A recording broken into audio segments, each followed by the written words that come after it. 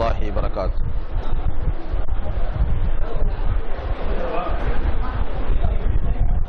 إن الحمد لله نحمده ونستعينه ونستغفره ونؤمن به ونتوكل عليه ونعوذ بالله من شرور أنفسنا ومن سيئات أعمالنا من يهد الله فلا مضل له ومن يضلل فلا هادي له. أشهد أن لا إله إلا الله وحده لا شريك له وأشهد أن محمدا عبده ورسوله. أما بعد فقد قال الله تعالى في القرآن العظيم والقرآن المجيد: أعوذ بالله من الشيطان الرجيم. بسم الله الرحمن الرحيم. يا أيها الناس اتقوا ربكم الذي خلقكم من نفس واحدة وخلق منها زوجها وبث منهما رجالا كثيرا ونساء واتقوا الله الذي تساءلون به والأرحام إن الله كان عليكم رقيبا. وقال نبينا صلى الله عليه وسلم: لا يؤمن أحدكم حتى أكون أحب إليه من والده وولده والناس أجمعين. எல்லா புகழும் ஆலத்தை படைத்து பரிபக்குவப்படுத்தும் வல்ல நாயனாகிய அல்லாஹ் ஒருவனுக்கு, உயிருக்கு உயிரான உயிரினும் மேலான நபிகள் நாயகம் முஹம்மது நபி ஸல்லல்லாஹு அலைஹி வஸல்லம் அவர்கள் மீதும் அவர்களின் சொல் செயல் அங்கீகாரங்களை தன்னுடைய வாழ்க்கையாக அமைத்துக் கொண்ட உத்தம சஹாபாக்கள், தாபிஈங்கள், தபா தாபிஈங்கள், இமாம்கள், இறை நேசர்களாகிய நம் அனைவர் மீதும் அல்லாஹ்வினுடைய அருள் என்றென்றும் நிலவட்டுமாக. கண்ணியம் பொருந்திய அல்லாஹ்வின் அடியார்களே, அதிகாலையிலிருந்து நடைபெற்றுக் கொண்டிருக்கக்கூடிய இந்த தர்பியா வகுப்பு, இந்த வகுப்பிலே தக்லீத் என்ற தலைப்பில் உங்களுக்கு மத்தியிலே விரிவான முறையில் சகோதரர் அவர்கள் உரை நிகழ்த்தினார்கள். அதைத் தொடர்ந்து இந்த சமூகம் குர்ஆன் ஹதீஸ் என்ற போர்வையில், குர்ஆன் ஹதீஸ் என்ற பெயரில் வழிகட்டு தக்லீத் செய்யக்கூடிய ஒரு சூழ்நிலை இந்த காலத்திலே ஏற்பட்டிருக்கிறது. அதை சமூகம் தெளிவாக புரிந்து கொள்ள வேண்டும் என்ற நோக்கத்தோடு சில குறிப்புகளை உங்களுக்கு ஆதாரப்பூர்வமாக தருவதற்கு நான் இருக்கிறேன் இன்ஷா அல்லாஹ். அதாவது அருமையானவர்களே, எப்படிப்பட்ட எதிரிகளை இந்த காலகட்டத்தில் நாம் சந்தித்துக் கொண்டிருக்கிறோம் என்றால், இரண்டு விதமான எதிரிகளை நாம் சந்தித்துக் கொண்டிருக்கிறோம். இஸ்லாம் அல்லாத எதிரிகளை பற்றி நான் சொல்லவில்லை. இஸ்லாம் அல்லாத எதிரிகள் எத்தனையோ எதிரிகள் இருக்கிறார்கள். சங் பரிவாரர்கள் இருக்கிறார்கள், இன்னும் யூதர்கள் இருக்கிறார்கள், கிறிஸ்தவர்கள் இருக்கிறார்கள். இப்படிப்பட்ட எதிரிகளை பற்றி நான் இப்போது குறிப்பிடவில்லை. அவர்களும் எதிரிகள் தான். அவர்களை எதிர்கொள்வது என்ன, எப்படி என்பதை பற்றியும் நாம் தெரிந்து கொள்ள வேண்டும். அதே நேரத்தில் இன்றைய தலைப்பு, இங்கு சொல்லப்படக்கூடிய செய்தி என்னவென்றால், இரண்டு விதமான எதிரிகளை இஸ்லாம் என்ற பெயரால் நாம் சந்தித்துக் கொண்டிருக்கின்றோம். ஒன்று, நம்முடைய அடிப்படை விஷயமாக இருக்கக்கூடிய குர்ஆன் ஹதீஸ். இந்த இரண்டிலும் இல்லாதவைகளை இருப்பதாக சொல்லி, குர்ஆனில் இல்லாத விஷயங்கள், ஹதீஸில் இல்லாத விஷயங்கள், இவைகளை முன்னிறுத்தி, இல்லாதவைகளை முன்னிறுத்தி மார்க்கம் என்ற பெயரால் சமூகத்திலே செயல்பட்டுக் கொண்டிருக்கிறார்கள். நம்மில் எல்லோருக்கும் தெரிந்த ஒன்றுதான் தர்கா வழிபாட்டுக்காரர்கள் என்று சொல்லக்கூடியவர்கள். இதிலே குறிப்பாக சூபிஇசம் என்று சொல்லக்கூடிய அந்த இசத்தில் உள்ளவர்கள், இவர்கள் சமீப காலத்திலே தலை தூக்கி இருக்கிறார்கள். இன்று ஆட்சி செய்யக்கூடிய ஆட்சியாளர்கள், சங் பரிவாரர்கள் இந்த சூபிஇசத்தை கையில் எடுத்துக்கொண்டு இஸ்லாத்துக்கு எதிராக, இஸ்லாமிய பெயர்தாங்கிகளாலேயே இவர்கள் அழிக்கப்பட வேண்டும் என்பதற்காக மிகப்பெரிய ஒரு ஆயுதத்தை கையில் எடுத்திருக்கிறார்கள். சூபிஇசம் என்பது மங்கி போய் இருந்த அந்த இசம் இன்று தலை தூக்கி கொண்டிருக்கிறது அரசாங்க உதவியோடு. சமீபத்தில் கூட டெல்லியிலே 2 நாள் மாநாடு நடைபெற்றது. சூபிஇசத்தினுடைய மாநாடு. லட்ச பணங்கள் செலவு செய்து மிக பிரமாண்டமாக நடத்தினார்கள். அதிலே மதிப்புக்கு தகுதியற்ற மோடி அவர்கள் அதிலே கலந்து கொண்டார்கள். கலந்து கொண்டு அங்கே உரை நிகழ்த்தும் பொழுது சூபிஇசம் முக்கியத்துவம் வாய்ந்தது, இஸ்லாமியர்கள் அதை கடைபிடிக்க வேண்டும் என்பது போன்ற செய்திகளை அங்கே பதிவு செய்கிறார். குறிப்பாக மோடி அவர்கள் வரும் பொழுது பாரத் மாதா கி ஜெய் என்று சொல்லி வரவேற்கப்படுகிறது. நிகழ்ச்சியினுடைய முடிவிலே வந்தே மாதரம் பாடப்படுகிறது. இப்படி இஸ்லாத்துக்கு எதிரான அத்துணை கொள்கைகளையும் உள்ளடக்கிய அந்த இசம் தான் சூபியிசம். அந்த இசத்தின் மாநாடு நடைபெறும் பொழுது அங்கே அவர்கள் வைக்கக்கூடிய கோரிக்கை தீர்மானங்கள் என்னவென்றால், தீவிரவாதத்தை தூண்டக்கூடிய வஹாபிசம் ஒழிக்கப்பட வேண்டும் என்ற ஒரு தீர்மானம் அங்கே எடுக்கப்படுகிறது. இதிலிருந்து நாம் புரிந்து கொள்ள வேண்டும், இவர்கள் முதல் எதிரிகள் நமக்கு. இவர்களை பற்றி நம்மில் பலருக்கும் தெரிந்தது. இஸ்லாத்தில் இல்லாத, குர்ஆனில் இல்லாத, ஹதீஸில் இல்லாத ஒரு கருத்துக்களை முன்வைக்கும் பொழுது இவர்கள் சூபிசவாதிகள், தர்கா வழிபாட்டுக்காரர்கள், முஷ்ரிக்குகள் என்று நாம் தெரிந்து கொள்கிறோம். ஓரளவு அல்ஹம்துலில்லாஹ் அதிலிருந்து நாம் விலகிக் கொள்கிறோம். இந்த எதிரி யார் என்று தெரிகிறது. இன்னொரு எதிரி யார் என்று சொன்னால், குர்ஆனில் இருக்கக்கூடிய, ஹதீஸில் இருக்கக்கூடியவைகளை இல்லை என்று சொல்லக்கூடியவர்கள். ஒன்று என்ன, குர்ஆனிலும் ஹதீஸிலும் இல்லாததை இருக்கிறது என்று சொன்னவர்கள் அவர்கள்.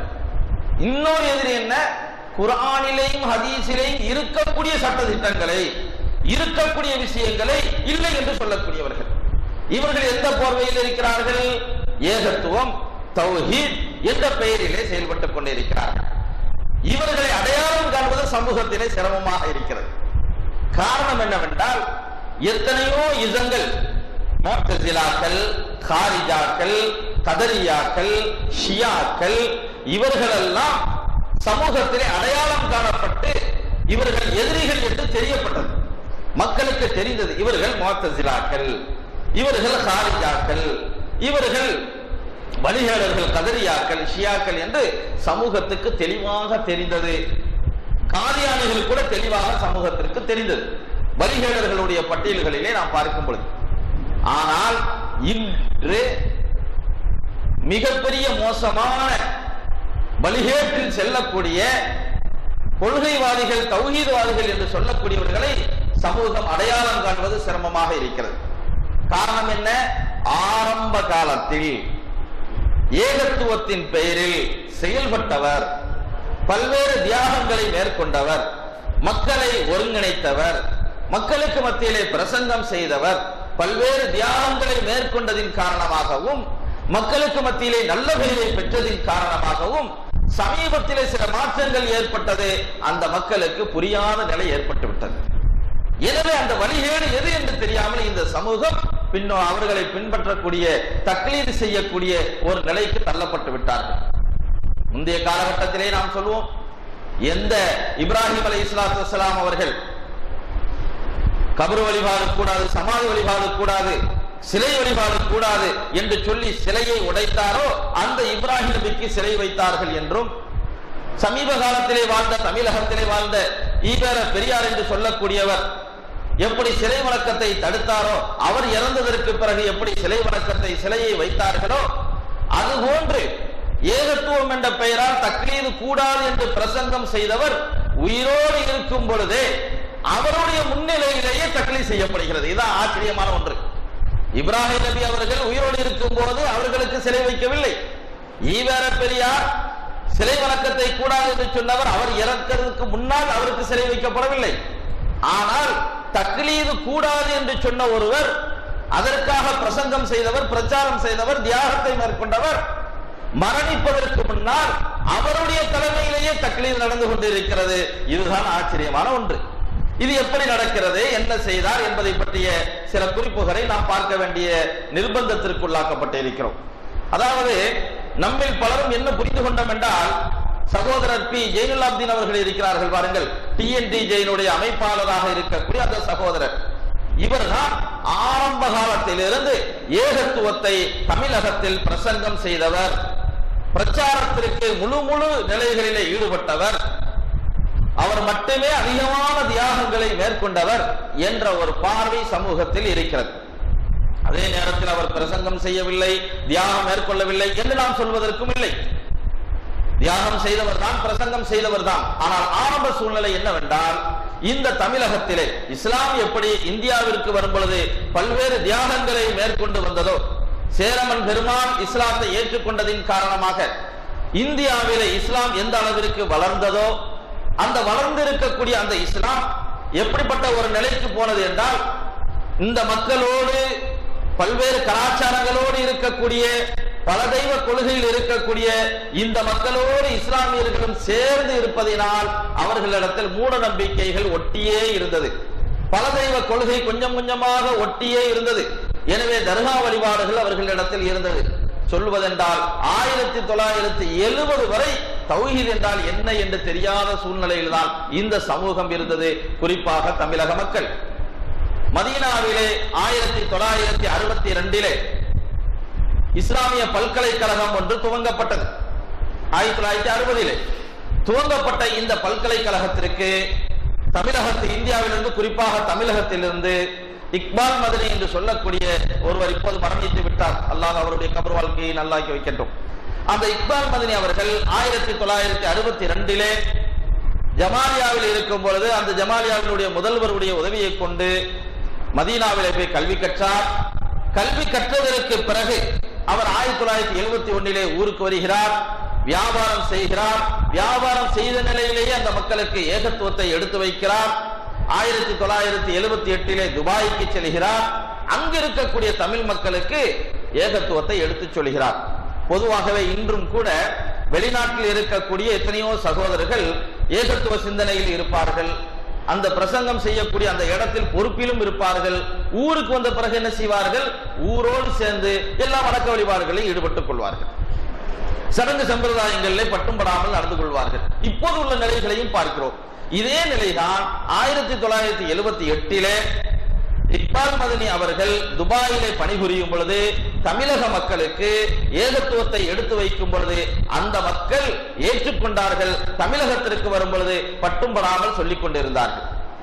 இந்த நிலை இருக்கும் பொழுது மத்திய கல்வி அமைச்சகம், இந்தியாவினுடைய மத்திய கல்வி அமைச்சகம் 4 நபர்களை மதீனாவிற்கு அனுப்பி வைக்கிறது. 1974 இந்த 4 பேர்களிலே சையத் முகமது மதனி, கமாலுத்தீன் மதனி இவர்களும் அதிலே அடங்குவார்கள். இந்த கமாலுத்தீன் மதனி அவர்கள், சையத் முகமது மதனி அவர்கள் எல்லாம் அந்த மதீனாவில் போய் கல்வி கற்கிறார்கள். கல்வி கற்றதற்கு பிறகு கல்வி ஆண்டினுடைய விடுமுறை நாளாக 1976 தமிழகத்திற்கு வருகிறார்கள். தமிழகத்துக்கு வந்ததுமே அவருடைய ஊர் நாகர்கோவில் கோட்டார். கமாலுத்தீன் மதனி எஸ்கே என்று சொல்லுவோம் அல்லவா, அந்த கமாலுத்தீன் மதனி அவர்கள் என்ன செய்கிறார்கள்? தன்னுடைய ஊர் நாகர்கோவில் உள்ள கோட்டார் என்ற ஊருக்கு வருகிறார்கள். வந்ததற்கு பிறகு மதீனாவிலிருந்து கல்வி கற்று வந்தவர் அல்லவா, எனவே அவருக்கு நாம் என்ன செய்வோம்? பயான் பண்ணுவதற்கு இடம் கொடுப்போம் என்று சொல்லி அந்த கோட்டாரிலே தர்கா வழிபாடுக்காரர்கள் அந்த தர்கா நிகழ்ச்சியிலே, கந்தூரி விழாவிலே அவருக்கு பேசுவதற்கு ஒரு வாய்ப்பை கொடுக்கிறார்கள். பூசி மொழிவி பேசிவிட்டு வந்திருக்கலாம். அந்த மேடையிலேயே கமாலுத்தீன் மதனி அவர்கள் உடைத்து எறிகிறார்கள். முதல் பயானிலேயே தர்கா வழிபாடு கூடாது, சமாதி வழிபாடு கூடாது, அது ஷிர்க்கு, அது நரகத்திற்கு கொண்டு போய் சேர்க்கும், தாயத்து தட்டு தகடு இவைகள் தகர்த்தெறியப்பட வேண்டும் என்று கடுமையான வார்த்தைகளை உபயோகித்தது மட்டுமல்லாமல், இது சம்பந்தமான உங்களுக்கு சந்தேகம் இருக்குமே ஆனால் எழுத்துப்பூர்வமாக நீங்கள் எழுதி கொடுங்கள், இந்த மேடையிலேயே உங்களுக்கு நான் பதில் தருகிறேன் என்று சொல்ல பக்கத்தில் இருந்தவர் மிகப்பெரிய ஒரு கட்டை எடுத்து பதிலாக கொடுத்தார் தலையிலே. கடுமையான காயமுற்ற நிலையிலேயும் அங்கு ஒரு பரபரப்பும் ஏற்பட்டது 1976. அதற்கு பிறகுதான் மீண்டும் அவர் கல்விக்கூடத்திற்கு செல்கிறார். அங்கே கல்வி கற்கிறார்.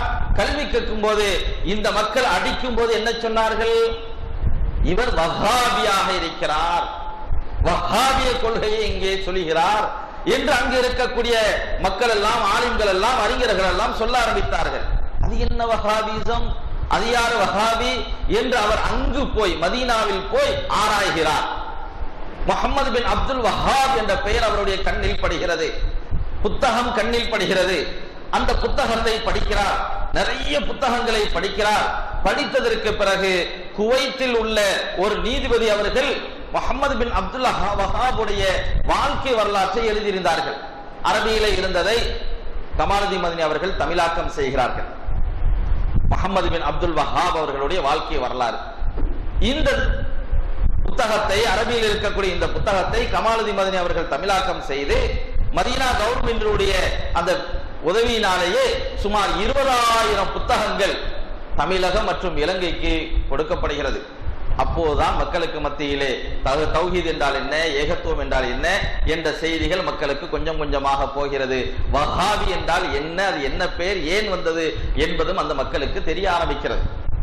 அதற்கு பிறகுதான் இன்னும் அதிகமான புத்தகங்களை எழுதுகிறார்கள். முஹம்மது பின் அப்துல் வஹாப் அவர்கள் எழுதிய புத்தகமாகிய தௌஹீது மீது வைக்கக்கூடிய குற்றச்சாட்டும் தக்க பதில்களும் என்ற நூல், அதை அவர்கள் வெளியிடுகிறார்கள்.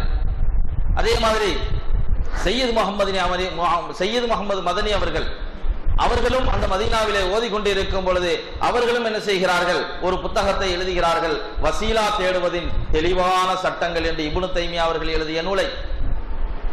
மீண்டும் கமாலுதீன் மதனி அவர்கள் இறைநேச செல்வர்களும் ஷைத்தானின் தோழர்களும் என்ற நூலை எழுதுகிறார்கள். இவைகளெல்லாம் நம்மில் எத்தனை பேர் படித்தோமோ தெரியவில்லை. இந்த புத்தகங்கள் தான் 1970 மக்களுக்கு மத்தியிலே மிகப்பெரிய ஒரு மாற்றத்தை ஏற்படுத்தியது, ஒரு புரட்சியை ஏற்படுத்தியது, ஒரு வளர்ச்சியை ஏற்படுத்தியது.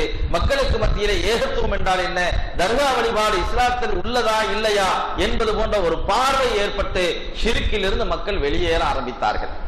இந்த நிலையில் தான் கமாலுதீன் மதனி அவர்கள் நாம் மட்டும் இந்த பிரச்சாரத்தை செய்தால் சரி வராது, இது போன்ற சிந்தனை உள்ளவர்கள் இருக்கிறார்களா என்று ஆராய ஆரம்பிக்கிறார். அப்போதுதான் சில செய்திகள் அவருக்கு கிடைக்கிறது. நஜாத் ஆசிரியர் என்று சொல்லக்கூடிய அப்துல்லா என்று சொல்லக்கூடிய சாகுல் ஹமீத் அவருடைய பெயர் அபு அப்துல்லா என்று சொல்லக்கூடிய அவரும் தொடர்பு கொள்கிறார்.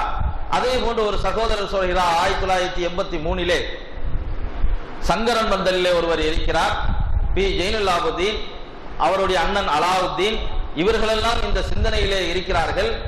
இந்த சிந்தனையில் இருக்கக்கூடியதில் பி ஜெயினுல்லாபுதீன் என்பவர் மதரசாவிலே ஓதிவிட்டு அவர்கள் நாத்திகத்தில் சென்று விட்டார், குஃப்ரியத்துக்கு சென்று விட்டார்.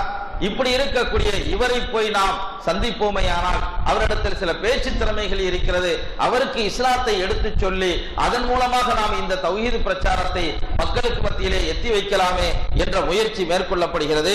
இந்த முயற்சியின் விளைவாக 18ஆம் தேதி 11வது மாசம் 1983 பி ஜெயினுல்லாபுதீன் அழைத்து வரப்பட்டு கோட்டாரில் வைத்து அவருக்கு மார்க்க விஷயங்கள் எடுத்து சொல்லப்பட்டு மேடையில் ஏற்றி அவரை பேசுவதற்கு அனுமதி கொடுக்கப்படுகிறது.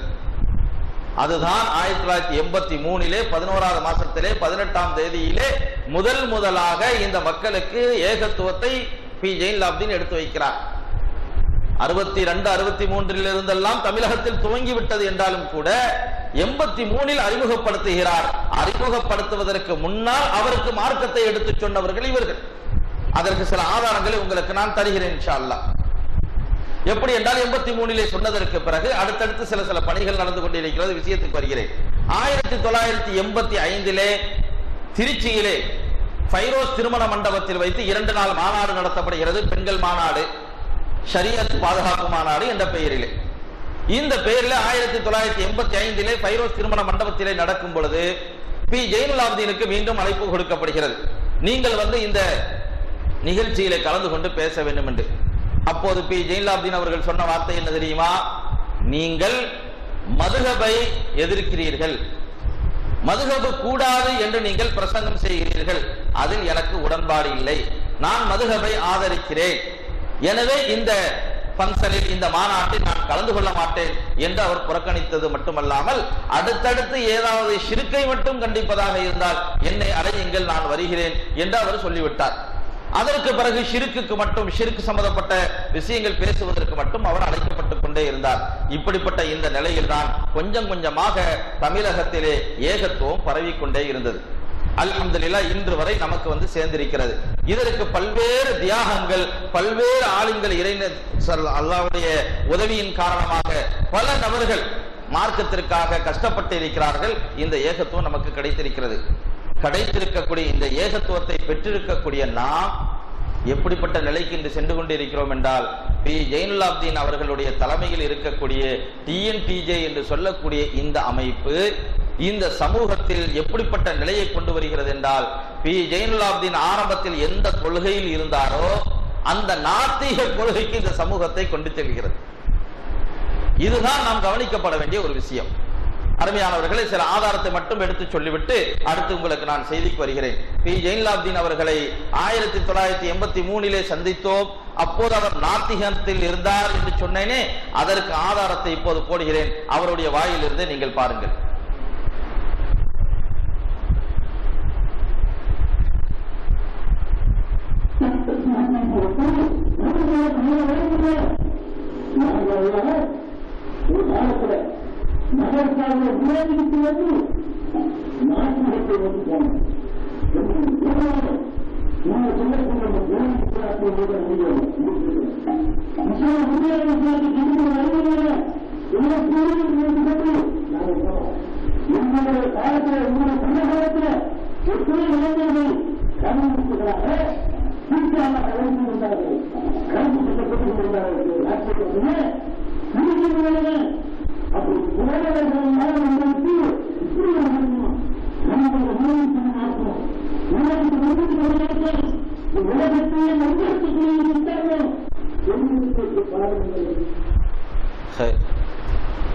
அதாவது ஆரம்ப காலத்தில் நான் நாத்திகத்தில் இருந்தேன், இன்னும் பல இளைஞர்களும் நாத்திகத்தில் தான் இருந்தார்கள். அதற்கு பிறகு இஸ்லாம் என்றால் என்ன என்று தெரிந்ததற்கு பிறகு அல்ஹம்துலில்லாஹ் இன்று பணி செய்கிறேங்கிறத அவருடைய வாயால் சொல்றதை நீங்க பாக்குறீங்க.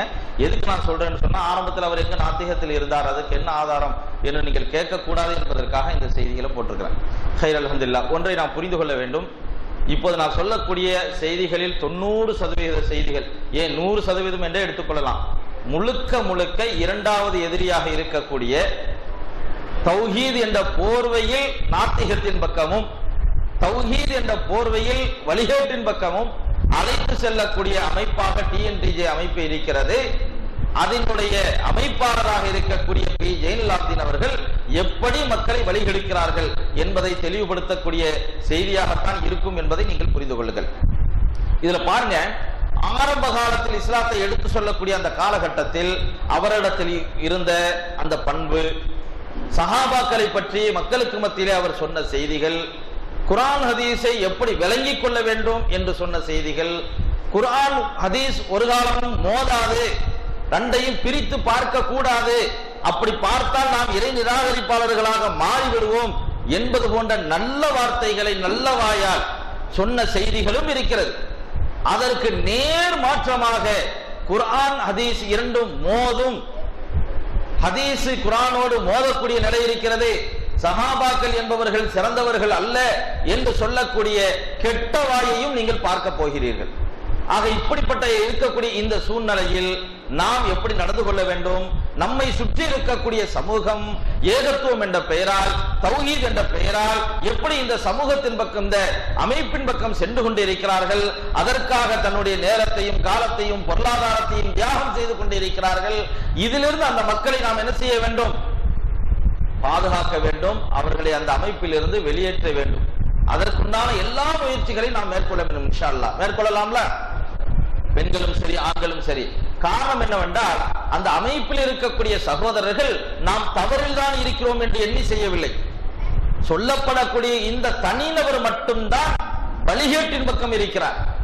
ஆனால் அவரை சுற்றி இருக்கக்கூடிய அந்த மக்கள், இவர் நல்லதைத்தான் சொல்வார், இவர் உண்மையான செய்தியைத்தான் சொல்வார், இவர் தியாகம் செய்தவர், மார்க்கத்திற்காக பாடுபட்டவர், நல்ல மனிதர் நல்ல மனிதர் என்று சொல்லி சொல்லி இமாம்களை விட, சஹாபாக்களை விட, நபிமார்களை விட, நபி ஸல்லல்லாஹு அலைஹி வஸல்லம் அவர்களையும் விட இறைவனுடைய இடத்தில் வைத்திருக்கிறார்கள் இந்த சமூகம். அவரை அந்த அளவுக்கு கொண்டு சென்று விட்டார்கள்.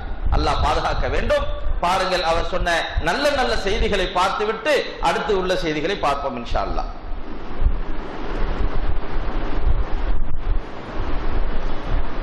சஹீஹான ஹதீஸ், லைஃபான ஹதீஸ் எல்லாம் சொல்றோம் பாருங்க. இந்த சஹீஹான ஹதீஸ் குர்ஆனுக்கு முரண்படுது என்ற கொள்கையில் இப்போது இருக்கிறார், எல்லோருக்கும் தெரியும். கிட்டத்தட்ட உங்களுக்கு பாடம் நடத்தும் போது கூட சொல்லியிருப்பாங்க, ஒரு 74 ஹதீஸ் எத்தனை சொன்னாங்க குர்ஆனுக்கு முரண்படுவதாக? 100க்கு மேல குர்ஆனுக்கு முரண்படுவதாக சொல்லப்படக்கூடிய ஹதீசுகள் 100க்கு மேல் இப்போது அவர் சொல்லி வருகிறார். 100க்கு மேல் சொன்னா அது ஆயிரக்கணக்கில் போய்கிட்டே இருக்கும், ஜெட் வேகத்துல பறந்துகிட்டு இருக்குது. புகாரி முஸ்லிம் அது இது எல்லாம் குப்பை. நான் சொல்லக்கூடிய ஒன்றுதான் உணர்வு புத்தகம் இருக்கிறது, அதுதான் உங்களுடைய ஹதீஸ் கிதாபு குர்ஆன். உங்களுடைய வேத நூலாக நீங்கள் எடுக்க வேண்டியது எதுதான்? உணர்வு புத்தகத்தை தான். ஆன்லைன் பிஜே இருக்குது பாருங்க, இதுதான் உங்களுடைய வேத ஏடு. என்று சொல்லக்கூடிய, வாயால் சொல்லாமல் செயலால் காட்டக்கூடிய ஒரு நிலைப்பாடு இந்த சமூகத்திற்கு வந்துவிட்டது. மற்றபடி குர்ஆனை பார்த்தா அதுல தப்பு இருக்குது, ஹதீஸை பார்த்தா அதுல தப்பு இருக்குது, ஆனால் நான் எழுதிய புத்தகத்தில் தப்பு இருக்கத்தான் செய்யும் என்றாலும் அப்படின்னு சொல்லி சமாளிக்கக்கூடிய ஒரு நிலை. ஆனால் சமூகம் எப்படி விளங்கியிருக்கிறது? அதில் தப்பு இல்லை என்று விளங்கியிருக்கிறது. இப்படிப்பட்ட ஒரு நிலையில இருக்கிறோம். பாருங்க, இவர் சொல்லக்கூடியது என்னன்னு சொன்னா, ஹதீஸுகள்ல சஹீஹ் லைஃப் என்று பிரிக்கக்கூடியது இருக்கிறது. இது தனிநபர்கள் பிரித்ததல்ல, எவ்வளவு சிரமப்பட்டு இமாம்கள் பிரித்தார்கள் என்ற செய்தி அவர் சொல்கிறார். பாருங்கள், சில செய்திகள், நல்ல செய்திகளை எல்லாம் கேட்டுட்டு அதுக்கப்புறம் மத்தது பார்ப்போம் இன்ஷா அல்லாஹ்.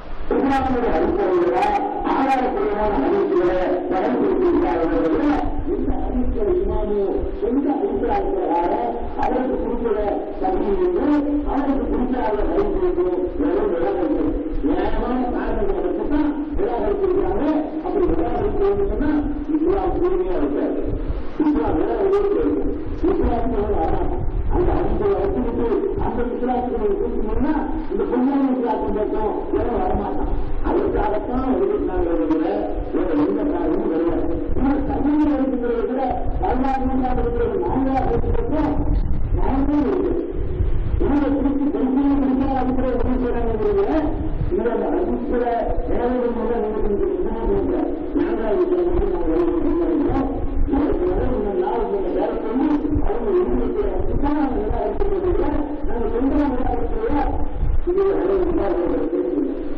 இதை விளங்கிக்கிட்டா எந்த பிரச்சனையும் இல்லை. அது விளங்காததுனாலதான் இப்ப பல்வேறு பிரச்சனைகள். சஹீஹ் லைஃப்ங்கிறத யார் பிரிச்சா? நாங்க பிரிக்கல. ஜெயின்லாப்தீனோ அவர்களுடைய கூட்டத்தார்களோ இங்க இருக்கக்கூடிய நாமோ நம்மில் இருக்கக்கூடிய ஆலிம்களோ இதை பிரிக்கவில்லை. இந்த சஹீஹ் லைஃப் என்கிறதை இமாம்கள் பிரித்தார்கள். அது இந்த கால சூழ்நிலைகளை வைத்து, அவர்களுடைய வாழ்க்கையில நடந்த சம்பவங்களை வைத்து அவர்கள் என்ன செய்தார்கள்? பிரித்தார்கள் என்கிற செய்தியை அவர் குறிப்பிடுகிறார். அதே போன்று அடுத்து சஹாபாக்களை ஏசக்கூடாது என்று சொல்லக்கூடிய செய்தியை பார்த்துக்கங்க.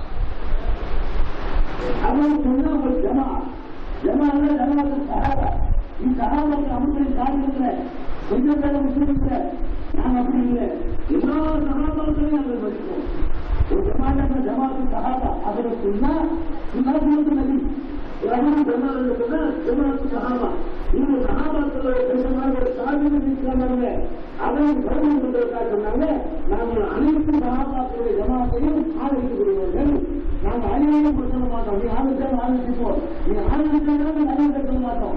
நாங்கள் அது எங்களுக்கும் உண்மையாக மதிப்போம், அந்த மதிப்போம், ஆண்களும் மதிப்போம், ஆண்களும் மதிப்போம், அது நடுத்தரம் மதிப்போம், ஆண்களும் மதிப்போம். எல்லா சகாபாக்களுமே தங்களுக்கு நல்லது என்று பட்டதை அவர்கள் செய்யார்கள். அவர்கள் தப்பு செஞ்சிருந்தார்கள். ஆனால் அவர்களுக்கு அல்லாவுக்கு அதில் நாங்கள் ஜட்ஜ்மெண்ட் பண்ணி அல்லாவுடைய ரசூலை பார்த்துட்டவங்கள நாங்கள் சட்டமும் சொல்ல மாட்டோம். யாருக்கு மக்கா சகாபாக்களுக்கு தங்களுக்கு நல்லது என்று பட்டதை அவர்கள் செய்யார்கள். அவர்கள் தப்பு செஞ்சிருந்தார்கள். ஆனால் அவர்களுக்கு அல்லாவுக்கு அதில் நாங்கள் ஜட்ஜ்மெண்ட் பண்ணி அல்லாவுடைய ரசூலை பார்த்துட்டவங்கள நாங்கள் சட்டமும் சொல்ல மாட்டோம். யாரும் சொல்ல மாட்டோம். அவங்க கெட்டவங்க சொல்ல மாட்டோம், என்னோட கெட்டவங்க சொல்ல மாட்டோம், என்னோட கெட்டவங்க சொல்ல மாட்டோம், அண்ணா கெட்டவங்க சொல்ல மாட்டோம், மாநில கெட்டவங்க சொல்ல மாட்டோம், அவங்க சொல்ல மாட்டோம். அதை போய் முன்னாள் வெளியே வந்தது அவங்க அவனுக்கு எந்த தராமையும் இருக்கக்கூடாது. அவனுக்கு ஜமாத்தின்னா இவங்களோட கேட்டா அவங்களுடைய அவங்களுடைய வந்து அன்னைக்கு சப்போர்ட் பண்ண மாட்டேங்கிறாங்க. அது காரணம் என்ன காரணம் என்ன? அவங்க அவங்களோட சுற்றுறது இவருக்கு எதிராக உருவாக்கப்பட்டது. அவங்களுக்கு எல்லா கலாச்சாரத்திலுமே இதுல சொல்லக்கூடிய செய்தி நீங்க பார்த்திருக்கீங்க. அஹ்லு சுன்னா வல் ஜமாஅ சஹாபாக்களையும் இணைத்து செயல்படக்கூடிய அந்த ஜமாஅத்து தான் அஹ்லு சுன்னா வல் ஜமாஅ அப்படிங்கிறத அவர் ஏகத்துவ சிந்தனையில் இருக்கும்போது சொன்ன செய்தி. அதே போன்று இரண்டாவதாக அவர் சொல்லக்கூடியது என்ன? சஹாபாக்கள் யாரையுமே நம்ம என்ன செய்யக்கூடாது? திட்டக்கூடாது, ஏசக்கூடாது, விமர்சிக்க கூடாது. காரணம் என்ன? நபி ஸல்லல்லாஹு அலைஹி வஸல்லம் அவர்களிடத்தில் பாடம் கற்றவர்கள், நபி ஸல்லல்லாஹு அலைஹி வஸல்லம் அவர்களுடைய மாணவர்கள். நபி ஸல்லல்லாஹு அலைஹி வஸல்லம் அவர்கள்ட்ட பாடம் கற்றவர்களை ஏசுவதற்கு நமக்கு என்ன அருகதை இருக்கிறது என்று சொல்லிவிட்டு ஒரு சம்பவத்தை சொல்றார்.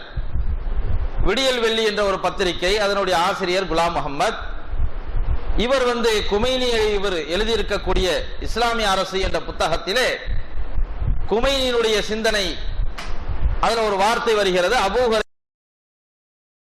ஹுரைரா தவறிழைத்து விட்டார் என்ற ஒரு வார்த்தை. அரசாங்க விஷயத்தில் அபூ ஹுரைரா அவர்கள் ரலியல்லாஹு தஆலா அவர்கள் தவறு செய்து விட்டார்கள் என்ற ஒரு செய்தி அதிலே இடம்பெறுகிறது. அதிலே அந்த ஆசிரியர் குலாம் முகமது அவர்கள் என்ன செய்கிறார்கள், அதுல குறிப்பு போட்டு இது குமைனியுடைய கருத்து அப்படிங்கறத அதுல போட்டுறாங்க. பொதுவாகவே தமிழாக்கம் செய்யக்கூடியவர்கள் அதை முழுமையாக மொழிபெயர்ப்பு செய்துவிட்டு தன்னுடைய கருத்தை அடிக்குறிப்பில் போடுவதுதான் நிலவி. அதே போன்ற நிலைகளில் குலாம் முகமது என்ன செய்கிறார், இது குமைனியுடைய கருத்துங்கிறத போட்டுறார். இந்த செய்தியை நல்ல நிலையில இருக்கும் பொழுது பி ஜெயினுலாப்தீன் அவர்கள் சொன்னது என்ன, இஸ்லாமிய சிந்தனையில் இருக்கும் பொழுது, ஏகத்துவ கொள்கையில் இருக்கும் பொழுது பி ஜெயினுலாப்தீன் அவர்கள் சொன்னது என்ன, அபூ ஹுரைராவை ஏசுகிறார், எனவே அவர் ஷியா. அபூ ஹுரைராவை என்ன ஏசினார், அபூ ஹுரைரா ரலியல்லாஹு தஆலா அவர்கள் தவறு செய்து விட்டார்கள் என்ற ஒரு வார்த்தை. ஏதோ ஒரு விஷயத்துல மனிதன் அடிப்படையில் தவறு வரத்தானே செய்யும். இதை அவர் தவறு செய்து விட்டார் என்ற வார்த்தையை சொன்னதினால், சொன்னவர் வேறு, அவர் எழுதியதை தமிழாக்கம் செய்ததினால் அவர் ஷியா அப்படின்னு சொன்னா, ஒரு சஹாபிய தவறு செய்து விட்டார்னு சொன்னதுனால, ஒரு சஹாபிய லேசா விமர்சிச்சதுனால, விமர்சித்தவரை எடுத்து போட்டதுனால அவர் ஷியா என்று சொன்னால், எத்துணை சஹாபாக்களை இன்று பி ஜெயினுலாப்தீன் அவர்கள் வாய்க்கு வந்த மாதிரி திட்டுகிறார். ஒட்டுமொத்த சஹாபாக்களையும் திட்டுகிறார். அப்ப அவர் ஷியாவினுடைய உச்சக்கட்ட ஷியா. அதுதான் நீங்க இப்ப பார்க்க போறீங்க. அதுக்கு பிறகு மீண்டும் நல்ல வாய்க்கு வர்றேன்.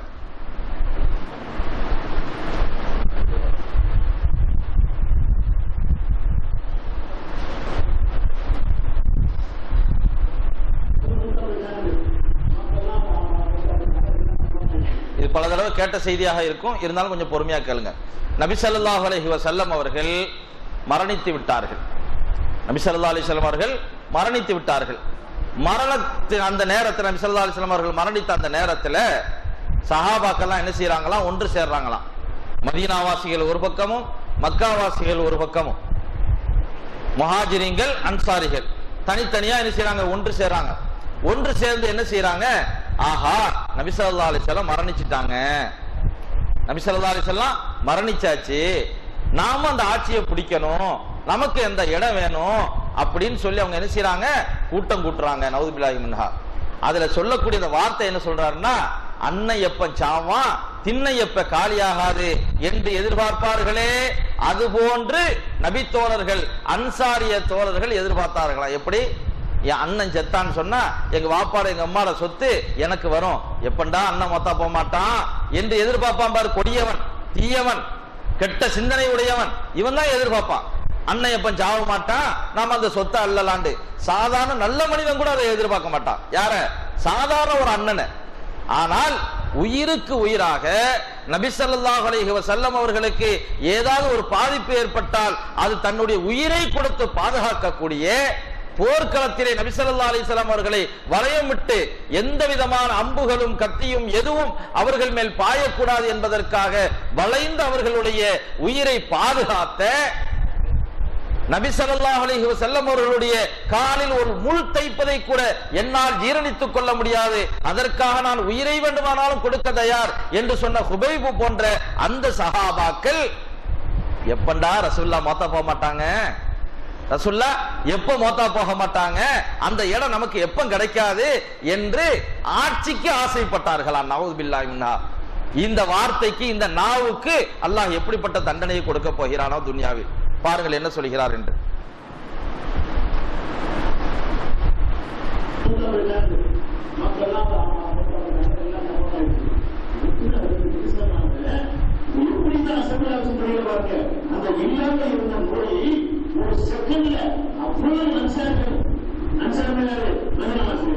மதீனாவை சேர்ந்த அத்தனை பேரும் சாதிப்பு அப்படியே சொல்லப்பட்டவர்களால இந்த இடத்தை மதீனாவுக்கு பிடிக்கணும், எப்படி நடக்கணும், நாம லைசன்ஸ் இருந்துச்சா அதுல கொண்டு இல்லை. ஒவ்வொருத்தருக்கும் விடுறது அவன் வேற காலி சொல்றாங்கல்ல, அண்ணன் அண்ணன் இப்ப கல்யாணம் பொண்ணு இப்ப கல்யாணம் அந்த மாதிரி காப்பி மாற்றி ரசூலுல்லாஹ் மூத்தாப்பட்டாங்கிற கன்ஃபார்மான உத்தரணைங்க எங்க கூடாது எல்லாரும் மனோசாயிபாவுடைய சமீபத்து மனோசாயிபாங்கிற இடத்துல சாதம் முபாரக் அப்படி இருக்கிறாரு. அவர் தான் அன்சாரிகளுக்கு முக்கியமானது மூத்தாப்பட்டாங்க. மக்கள்லாம் மூத்தாப்பட்டாங்க எல்லாம் பாருங்க. என்னுடைய தகப்பன் மரணிக்கிறதையே என்னால ஜீரணிக்க முடியாது. வயோதிக நிலையில ஒரு 92 95 வயசுல எங்க பாப்பா மோத்தா போனா கூட என்னால ஜீரணிக்க முடியாது. எப்படியும் மோத்தா போறாங்கன்னு தெரியும். படுக்கையில கிடக்கும் போது சிரமப்படுறாங்களே போகணுங்கிறதையும் நினைப்போம்.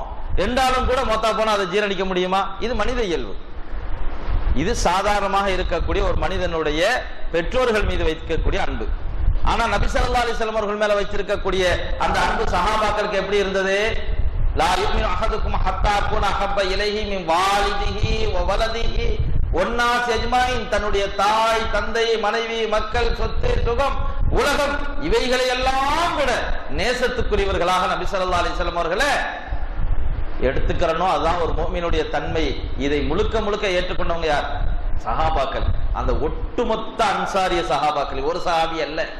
ஒரு சஹாபியை திட்டினவன் ஷியான்னு சொன்னா ஒட்டுமொத்த அன்சாரிய தோழர்களையும் ஏசிய உங்களை எப்படி சொல்வது? சூப்பர் ஷியான் என்று சொல்வதா? புரிஞ்சுக்கங்க. அடுத்து பாருங்க, அலி ரலியல்லாஹு தஆலா அவர்களை எப்படி கேலி செய்யறாரு.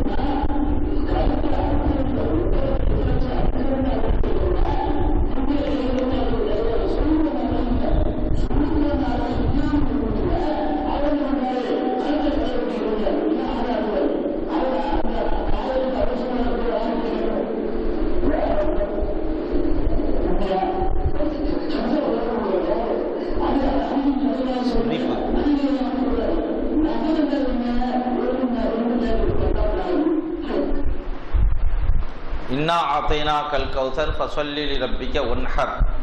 இந்த ஒன்ஹர்னு சொல்லக்கூடிய இந்த வார்த்தைக்கு அறுத்து பலியிடுதல் என்ற அர்த்தத்தை வைக்கிறோம். ஆனா அலி ரலியல்லாஹு தஆலா என்ன அர்த்தம் வச்சாங்களாம்? கழுத்துல கெட்டுறது அப்படின்னு அர்த்தம் வச்சாங்களாம். எங்க அர்த்தம் வச்சாங்க? எந்த நூல்ல இருக்குது? இவரா சொல்லி அந்த மக்களுக்கு ஒரு சிரிப்பை உண்டாக்குறாரு, காமெடி நடிகை மாதிரி. இப்படி அதை கட்டுறது இங்க எல்லாருக்குள்ளும் சிரிக்கிறாங்க. இதை சொல்லும் போது அவர் என்ன சொல்றாரு? அலி ரலியல்லாஹு தஆலா அவர்களுக்கு நபி ஸல்லல்லாஹு அலைஹி வஸல்லம் அவர்கள் கொடுத்திருக்கக்கூடிய நிறைய பட்டங்கள், சிறப்புகள் இருக்குது பாருங்க. அந்த பட்டத்தினுடைய பெயர்களை எல்லாம் சொல்லி இப்படிப்பட்ட அலி என்ன தப்பு செஞ்சிட்டார் பாருங்க. யார?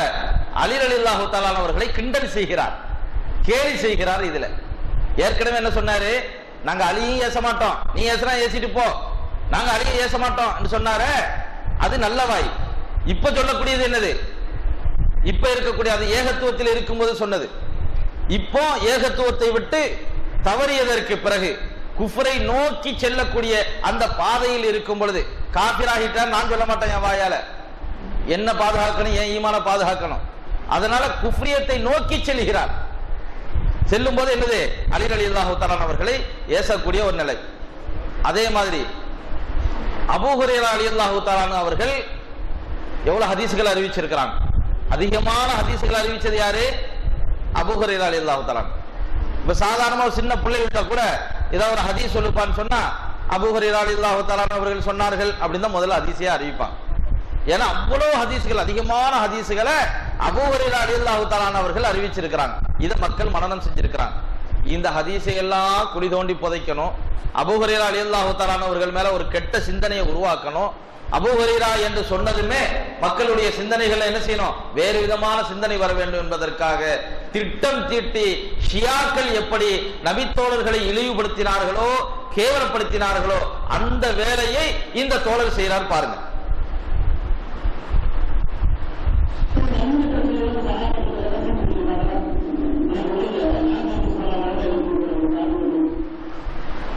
நவீன விஷயங்களை பற்றி சஹாபாக்கள் இடத்தில் கேட்டால், நவீன விஷயங்களை பற்றி சஹாபாக்கள் இடத்தில் கேட்டால் என்ன சொல்வாங்க தெரியுமா உங்களுக்கு? இப்ப உலகத்தில் இருக்கக்கூடிய எத்தனையோ செய்திகள் இருக்குது, அவைகள்லாம் கேட்டா நவீன காலத்துல இப்ப வந்திருக்கக்கூடிய காலகட்டத்தில் உள்ளதெல்லாம் சஹாபாக்களுக்கு என்ன செய்யாது, தெரியாது. அப்ப தெரியாதுங்கும் பொழுது என்ன செய்யணும், அவங்களுக்கு தெரியாதுங்கிறத உறிஞ்சுக்கணும். உலக விஷயங்கள், அகீதா விஷயங்கள்ல, மசாயில் விஷயங்கள்ல அவங்களுக்கு தெரியுமா தெரியாதா? இப்ப அதுக்கு உதாரணம் என்னத்தை சொல்றாரு பாருங்க. எதை உதாரணம் சொல்லணும், யாருக்கு தேவை, எது போன்ற விஷயத்தை சொல்றாருன்னு சொன்னா, காண்டம் சொல்றோம் பாருங்க, நிரோத்தம் சொல்லுவாங்க. இந்த காண்டத்தை பற்றி அபூ ஹுரைரா அவர்களிடத்தில் கேட்டால் தெரியுமா? இதை கூட தெளிவா சொல்றதுக்கு எனக்கு வெக்கமா இருக்கு, இருந்தாலும் என்ன பண்றது, மக்கள் புரிஞ்சுக்கணுங்கிறதுக்காக சொல்ல வேண்டியிருக்கு. அபூ ஹுரைரா ரலியல்லாஹு தஆலா அவர்கள் பல்லாயிரக்கணக்கான ஹதீஸ்களை அறிவிச்சிருக்காங்கன்னு சொல்றீங்களே, இப்படி அறிவிச்ச அந்த அபூ ஹுரைராவுக்கு நிரோத்த காண்டத்தை பற்றி தெரியுமா? தெரியாத. அவருக்கு தெரிய வேண்டிய அவசியம் இல்லை, தெரிய வேண்டியது நீங்க. உங்களுக்கு தான் அது தேவைப்படும், உங்களுக்கு தான் அது போன்ற பிரச்சனைகள் வந்துகிட்டு இருக்குது. ஆனால் அபூ ஹுரைரா ரலியல்லாஹு தஆலா அந்த பிரச்சனை வரல, அவங்களுக்கு அது தெரிய வேண்டிய அவசியமும் இல்லை. அப்ப அந்த அபூ ஹுரைரா அவர்களை எந்த அளவுக்கு இழிவுபடுத்துகிறார் பாருங்க.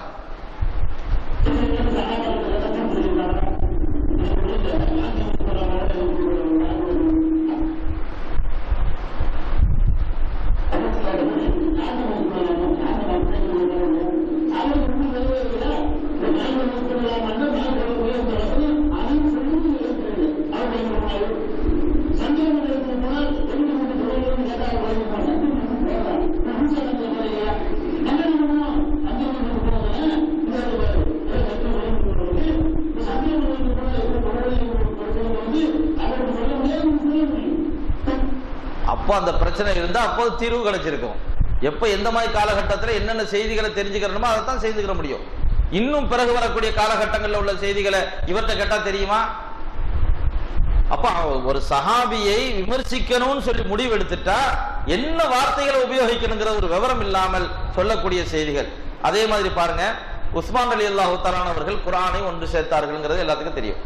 இப்ப இந்த ஒன்று சேர்க்கிறது எவ்வளவு சிரமம் வாய்ந்தது.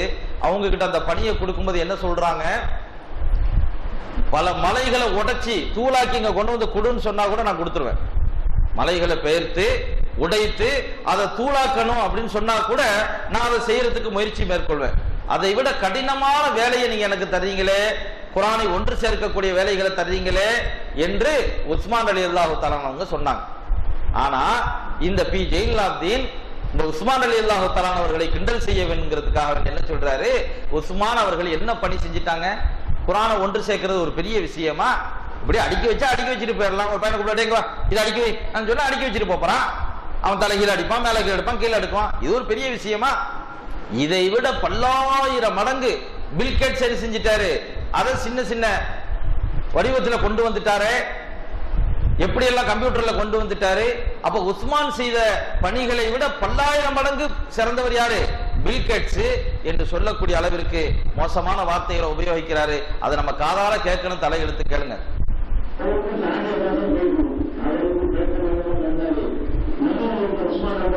நம்ம இவர் செஞ்சாராம்.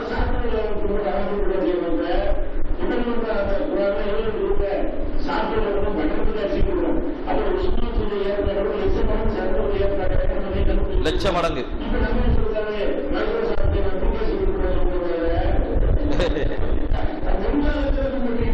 சிரிப்பு வேற இதுல.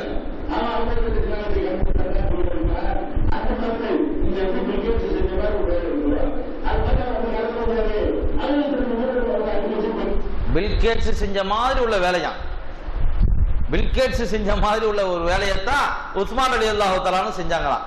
லட்சம் மடங்கு பில்கேட்ஸ் சிறப்பா செஞ்சிருக்கிறான்.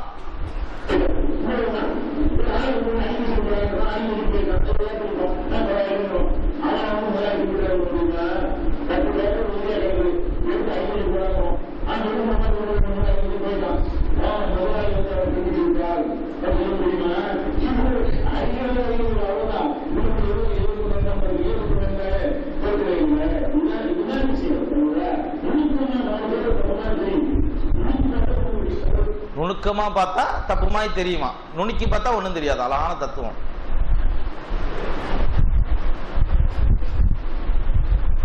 அப்ப அப்ப சஹாபாக்களை ஒட்டுமொத்த சஹாபா, அது மட்டும் சஹாபாக்கள் எத்தனை சஹாபாக்களை அவர் விமர்சிக்கிறான்னு சொல்லி அதுவே ஒரு பெரிய செய்தி நம்மகிட்ட இருக்குது. அல்ஹம்துலில்லாஹ். அந்த அளவுக்கு மோசமான ஒவ்வொரு சஹாபாக்களையா பட்டியலிட்டு மக்களுக்கு மத்தியிலே எவ்வளவு பிரபலியமான சஹாபாக்கள் இருக்கிறார்களோ அவர்களுடைய பெயரை சொன்னதன் ரலியல்லாஹு அன்ஹு ரலியல்லாஹு தஆலா அன்ஹு என்று நாம் சொல்லுகிறோமோ, ஒரு நல்ல ஒரு எண்ணம் ஏற்படுகிறதோ, அந்த சஹாபாக்களை எல்லாம் மட்டம் தட்டியிருக்கார்.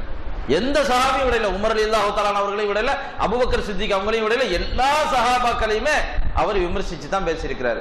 ஒரே ஒரு விஷயத்தை அபூ ஹுரைரா அவர்கள் தவறு செய்தார்கள் என்று சொன்னதினால் ஷியா என்று சொன்னால் ஒட்டுமொத்த சஹாபாக்களையும் இழிவுபடுத்தக்கூடிய ஜெயினுல் ஆபிதீனை அவரை சார்ந்தவர்களையும் நாம் என்ன சொல்வது?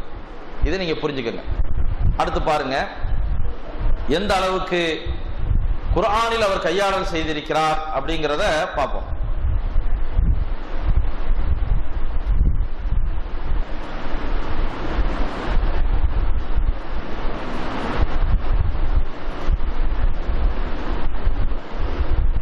இது ரெண்டு விஷயம். அதாவது குர்ஆன்ல உச்சரிக்கக்கூடிய அந்த வார்த்தைகள் இருக்குது பாருங்க, அந்த உச்சரிக்கக்கூடிய வார்த்தைகள்ல எப்படியெல்லாம் வருது, எந்த மாதிரி வருது, அது இலக்கண பிழையா இல்லையா அப்படிங்கிறத நல்ல நிலையில் இருக்கும்போது, ஏகத்துவ நிலையில் இருக்கும்போது என்ன சொன்னார், ஏகத்துவ நிலையை விட்டு மாறியதற்கு பிறகு என்ன சொல்கிறார், இந்த ரெண்டு இந்த கிளிப்ல இருக்கு, பாத்துக்கோங்க.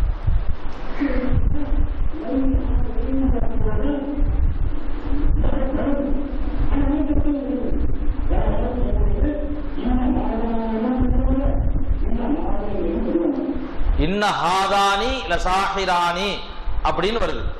அப்ப இன்ன ஹாதைனின் தான் கிராமர் அடிப்படையில் வரணும். குர்ஆன்ல எப்படி இருக்குது, இன்ன ஹாதானி லசாஹிரானின்னு வருது. இதை தவறு என்று யாரும் சொல்லக்கூடாது. காரணம் என்னவென்றால் இலக்கணம்ங்கிறத குர்ஆனின் மூலமாகத்தான் இலக்கணங்கிறது. அன்றைய காலத்தில் வாழ்ந்த இலக்கணவாதிகள், அரபி பழமொழி பேசக்கூடியவர்கள், இவர்கள் எல்லாம் இதை யாருமே என்ன செய்யல, தவறு என்று சுட்டி காட்டவே இல்லை அப்படின்னு சொல்லிட்டு என்ன சொல்றாருங்கிறதையும் பார்ப்போம்.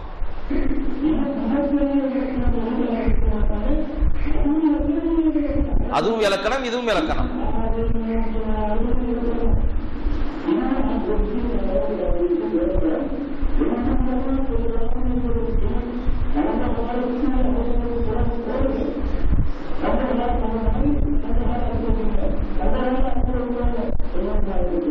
சங்ககால புலவர்கள் மாதிரி, சங்ககால தமிழகம் சொல்றோம்ல தமிழ்ந்து, அத மாதிரி சங்ககால புலவர்கள் இதை யாருமே தவறு என்று சொல்லவில்லை. முகத்தையே பார்த்துக்கோங்க, அடுத்த முகம் மாறும்போது எப்படிங்கிறது தெரியும் உங்களுக்கு.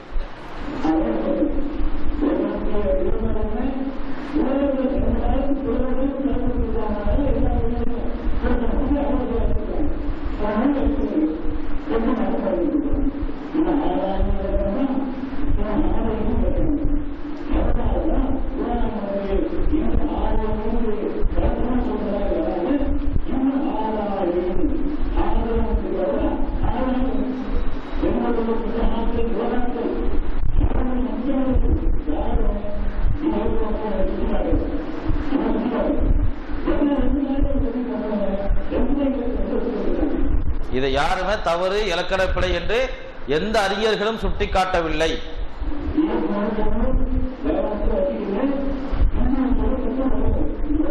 இதை நல்ல மனசுல வச்சுக்கோங்க, பதிவு செஞ்சுக்கோங்க. பிறகு நான் ஒரு விஷயத்தை சொல்லுவேன், அப்ப அது உதவும். எப்படி சொல்றாரு நல்ல விளங்கிக்கங்க. அவரே சொல்றாரு, இந்த வார்த்தை புரியுதா இல்லையான்னு தெரியல உங்களுக்கு, கவனத்துல வச்சுக்கோங்க. நான் பிந்தி சொல்வேன், அது உதவுங்கிறாரு. இப்ப பிந்தி சொல்ல போறாரு பாருங்க.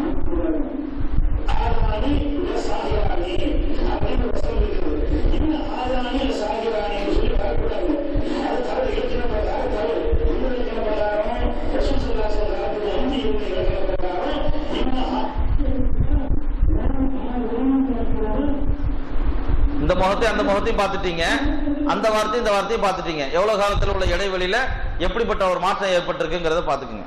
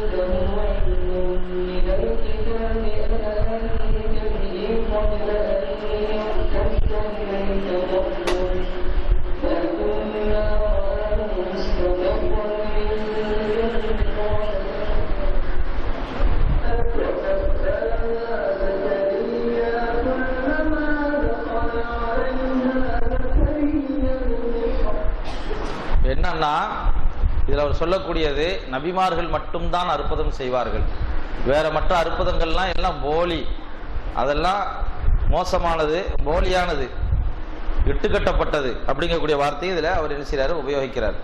நபிமார்கள் அல்லாதவர்களும் அற்புதம் செய்ததாக அல்லாஹினுடைய உதவி கொண்டு செஞ்சாங்கிறத, மூசா நபியினுடைய தாயாருக்கு வஹி வர்ற செய்தி, அதே மாதிரி சுலைமான் நபி காலத்தில் அந்த பல்கீஸ் அவங்களுடைய சிம்மாசனத்தை தூக்கிட்டு வந்தது, ஜக்கரியா அலைஹிஸ்ஸலாத்து வஸ்ஸலாம் அவர்களுடைய காலகட்டத்தில் மரியம் அவர்களுக்கு அல்லாஹ் தஆலா கொடுத்த அற்புதம், இது அத்தனையும் அவர் மறுக்கக்கூடிய ஒரு நிலைக்கு தள்ளப்படுறார். அதே மாதிரி அடுத்தது பாருங்க,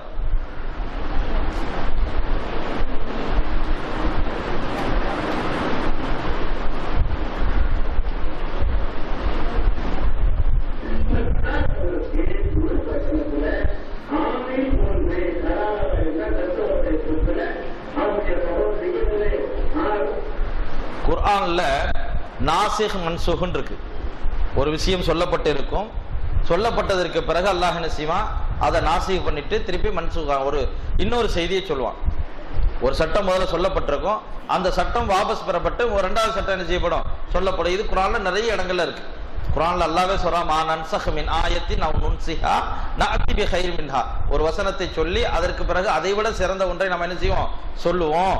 அப்படிங்கிறது நமக்குள்ள உரிமை அது அப்படிங்கறத அல்லாஹ் சொல்றான்.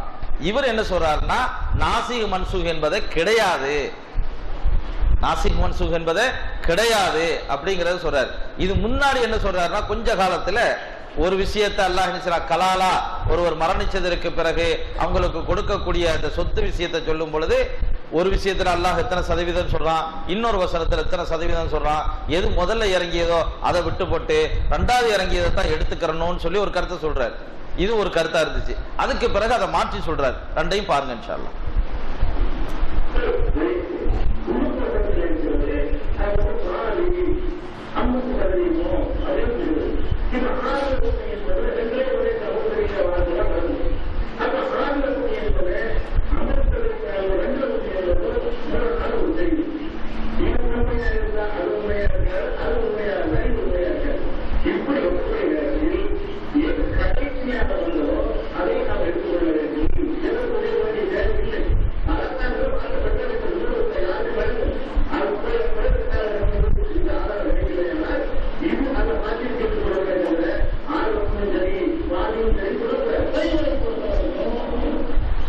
முதல்ல சொன்னது என்ன, முதல்ல ஒரு சட்டம் சொல்லப்படுது, அது மாற்றப்பட்டு ரெண்டாவது சட்டம் சொல்லப்படுது. முதல் சொன்னப்பட்ட சட்டம் செயல்முறையில் கிடையாது, ரெண்டாவது சொன்ன சட்டத்தை தான் எடுத்துக்கிறணும் அப்படிங்கிறத சொல்றார். இப்போது சொல்லக்கூடிய செய்தி என்னன்னா, அல்லாஹ் என்பவன் எப்படிப்பட்டவன் என்றால், ஒரு செய்தியை சொல்லிட்டு அது சரியில்லை, இன்னொரு செய்தி தான் சரி என்று சொன்னால் அவன் இறைவனுக்கு தகுதியற்றவன், அவன் இறைவனாகவே இருக்க முடியாது அப்படின்னு சொல்றார். பாருங்க,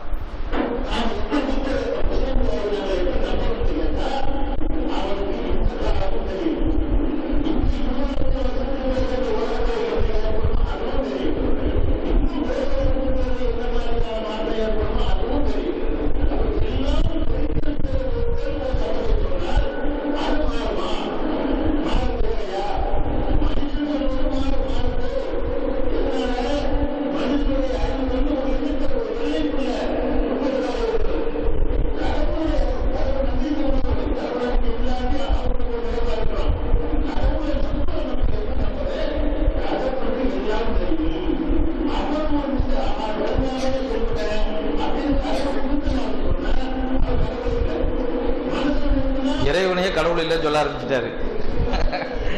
ஆட்டை கடிச்சு மாட்டை கடிச்சு மனுஷனை கடிச்சாங்கிற மாதிரி.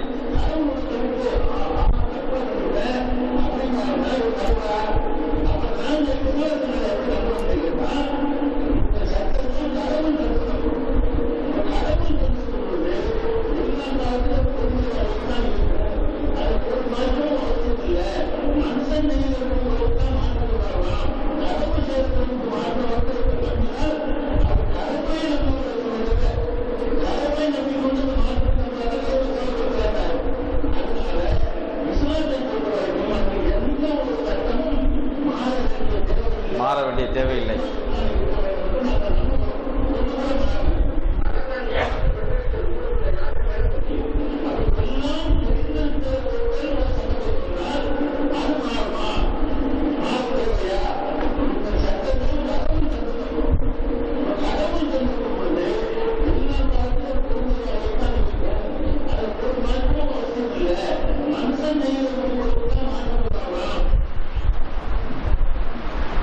பாருங்க, முன்னுக்கு பின் முரணா எப்படிப்பட்ட விஷயங்களை சொல்றாரு. அதே நேரத்தில் ஒரு விஷயத்தை சொல்லி போட்டு அதுக்கு மாற்றமான இன்னொரு சட்டத்தை சொன்னா அவன் இறைவனே கிடையாது. அப்ப குர்ஆன்ல கிட்டத்தட்ட 25-30க்கு மேற்பட்ட விஷயங்கள், எத்தனையோ விஷயங்கள் சொல்லப்பட்டிருக்கு. அதுக்கு மாற்றமான செய்திகளும் சொல்லப்பட்டிருக்கு. இது நாசிஹ், இது மன்சூஹ்னு சொல்லி நம்ம எடுத்துக்கிறோம். இது முன்னால் சொல்லப்பட்ட செய்தி, இது இரண்டாவது சொல்லப்பட்ட செய்தி. மது விஷயங்கள் எல்லாத்துக்கும் நல்லாவே தெரியும். யஸ்அலூனக அனில் ஹம்ரி வல் மைசிர் குல் ஃபீஹிமா இஸ்முன் கபீர் வ மனாஃபிஉ லின்னாஸ். மதுவை பொறுத்தவரையில அதுல கொஞ்சம் நன்மை இருந்தாலும் கூடுதல் கெடுதி இருக்குது அப்படின்னு சொல்லி முதல்ல அனுமதிக்கப்பட்டது. இரண்டாவது, தொழுகைக்கு நெருங்கும் போது நீங்க என்ன செய்யாதீங்க, லா தக்ரபு ஸலா வ அன்தும் சுகாரா. தொழுகைக்கு நீங்க நெருங்கும் போது மது அருந்தாதீங்க. அப்ப அதுல என்ன சொல்லப்படுது, மீதி நேரத்துல அருந்துகிறது தப்பு இல்லை அப்படின்னு சொல்லப்படுது. அதுக்கு பிறகு இன்னமல் ஹம்ரு வல் மைசிர் வல் அன்சாப் வல் அஸ்லாம் ரிஜ்ஸும் மின் அமலி ஷைத்தான், முழுக்க முழுக்க மதுவிலிருந்து வெளியேற வேண்டும். அப்ப 3 முறையா அல்லாஹ் சொல்றான் மது விஷயத்திலேயே. இறைவனா இருக்க முடியுமா? முதல்ல ஒண்ணு சொல்றது, இரண்டாவது ஒண்ணு சொல்றது, மூணாவது ஒண்ணு சொல்றது. எப்படி இறைவனா இருக்க முடியும் அப்படிங்கிற கருத்து தான் இவருடைய கருத்து. அப்ப அல்லாஹ்வே அல்லாஹ் இல்லங்கிறத எவ்வளவு அழகா சொல்ல வர்றாரு பாருங்க. இந்த சமுதாயம் அவருக்கு பின்னால போய்கிட்டு இருக்கு.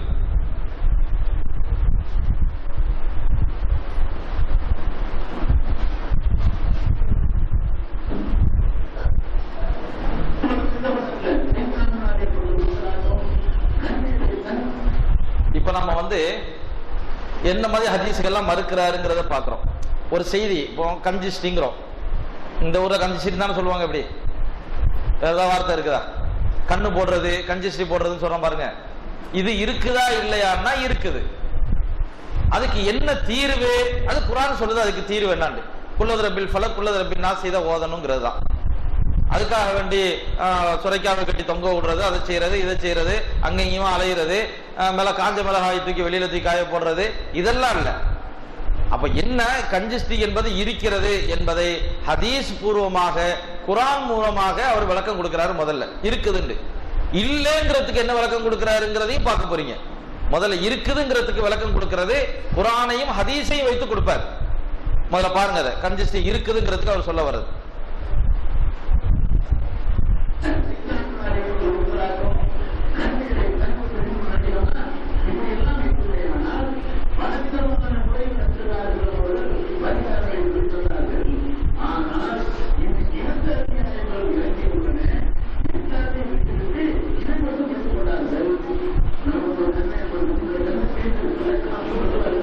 உங்களுக்கு கஞ்சிஸ்டி இருக்குது.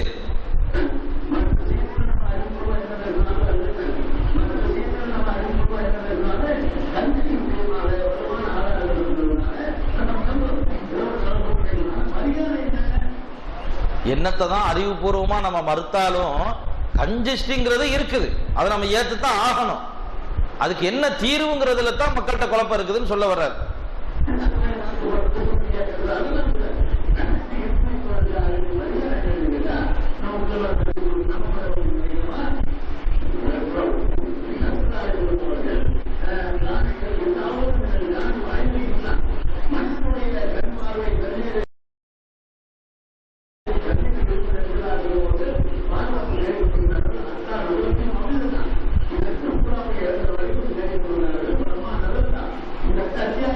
இரண்டு அத்தியாயங்கள்.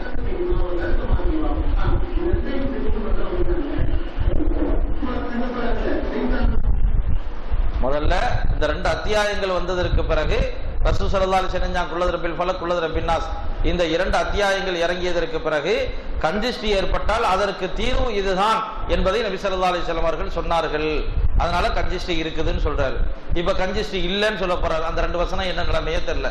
குல்லது ரப்பில் ஃபலக் குல்லது ரப்பின் நாஸ் குர்ஆன்ல இருந்து எடுக்கப்படுமா இல்லையாங்கிறது இனி வரக்கூடிய காலகட்டங்கள்ல தான் தெரிய வரும். அல்லாஹ் பாதுகாக்கட்டும். இப்ப கஞ்சிஸ்டி இல்லைங்கிறதுக்கு என்ன ஆதாரம் சொல்றாரு? இருக்குங்கிறதுக்கு ஹதீஸ் எடுத்து வச்சாரு, குர்ஆன் வசனத்தை எடுத்து வச்சாரு. இல்லைங்கிறதுக்கு நடிகைகளை எடுத்து முன் வைக்கிறார். ஊட்டியை பார், கொடைக்கானலை பார், எவ்வளவு அழகா இருக்குது, எத்தனை பேர் கன்ஜஸ்டி போடுறாங்க, அந்த நடிகை பார், இந்த நடிகை பார், அவளுக்கு என்ன அழகா குறைஞ்சு போச்சு. இதுதான் ஆதாரம். பாருங்க சமூகத்தை எங்க கொண்டுட்டு போறாரு.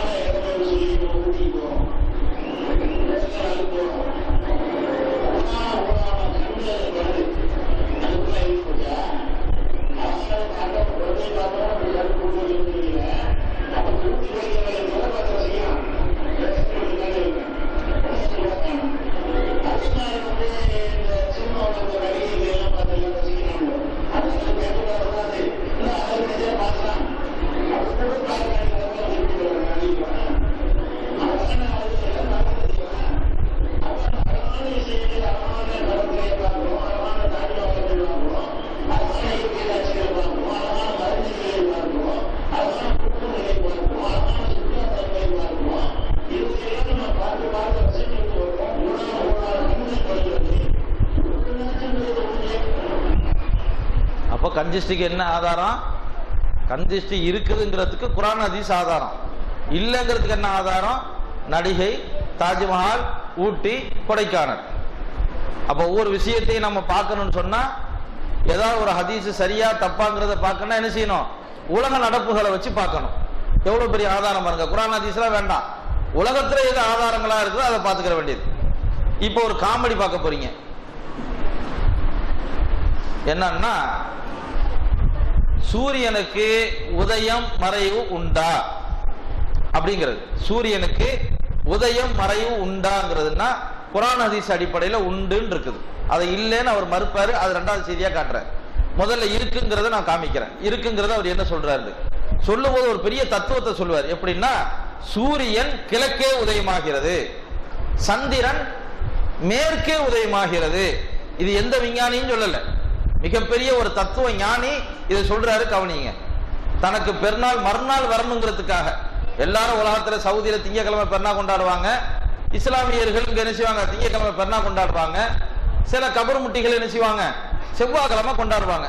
அவங்களோட கொஞ்சம் அட்ஜஸ்ட் பண்ணி போகணுங்கிறதுக்காக வேண்டி இவரும் செவ்வாய்க்கிழமை பெருநாள் அறிவிச்சிடுறாரு. அப்ப இதுக்கு ஆதாரம் என்ன செய்யணும்? சந்திரன் என்ன செய்யணும்? மேற்கு உதயமாக்குற மாதிரி இந்த மக்கள்கிட்ட சொன்னா எதை சொன்னான்னு தான் கேட்பாங்க. அந்த மாதிரி தானே வளர்த்து வச்சிருக்குது. சொல்றாரு, கவனிங்க.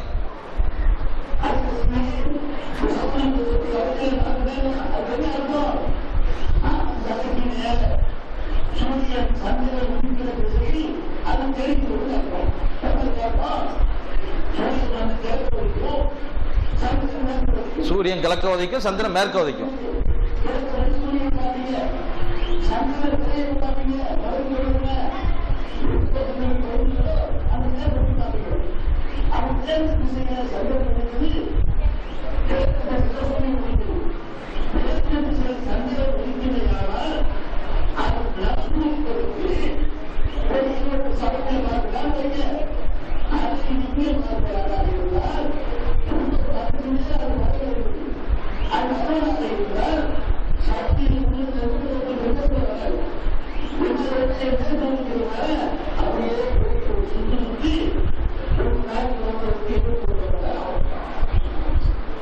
சரி, என்ன சொல்ல வர்றாரு?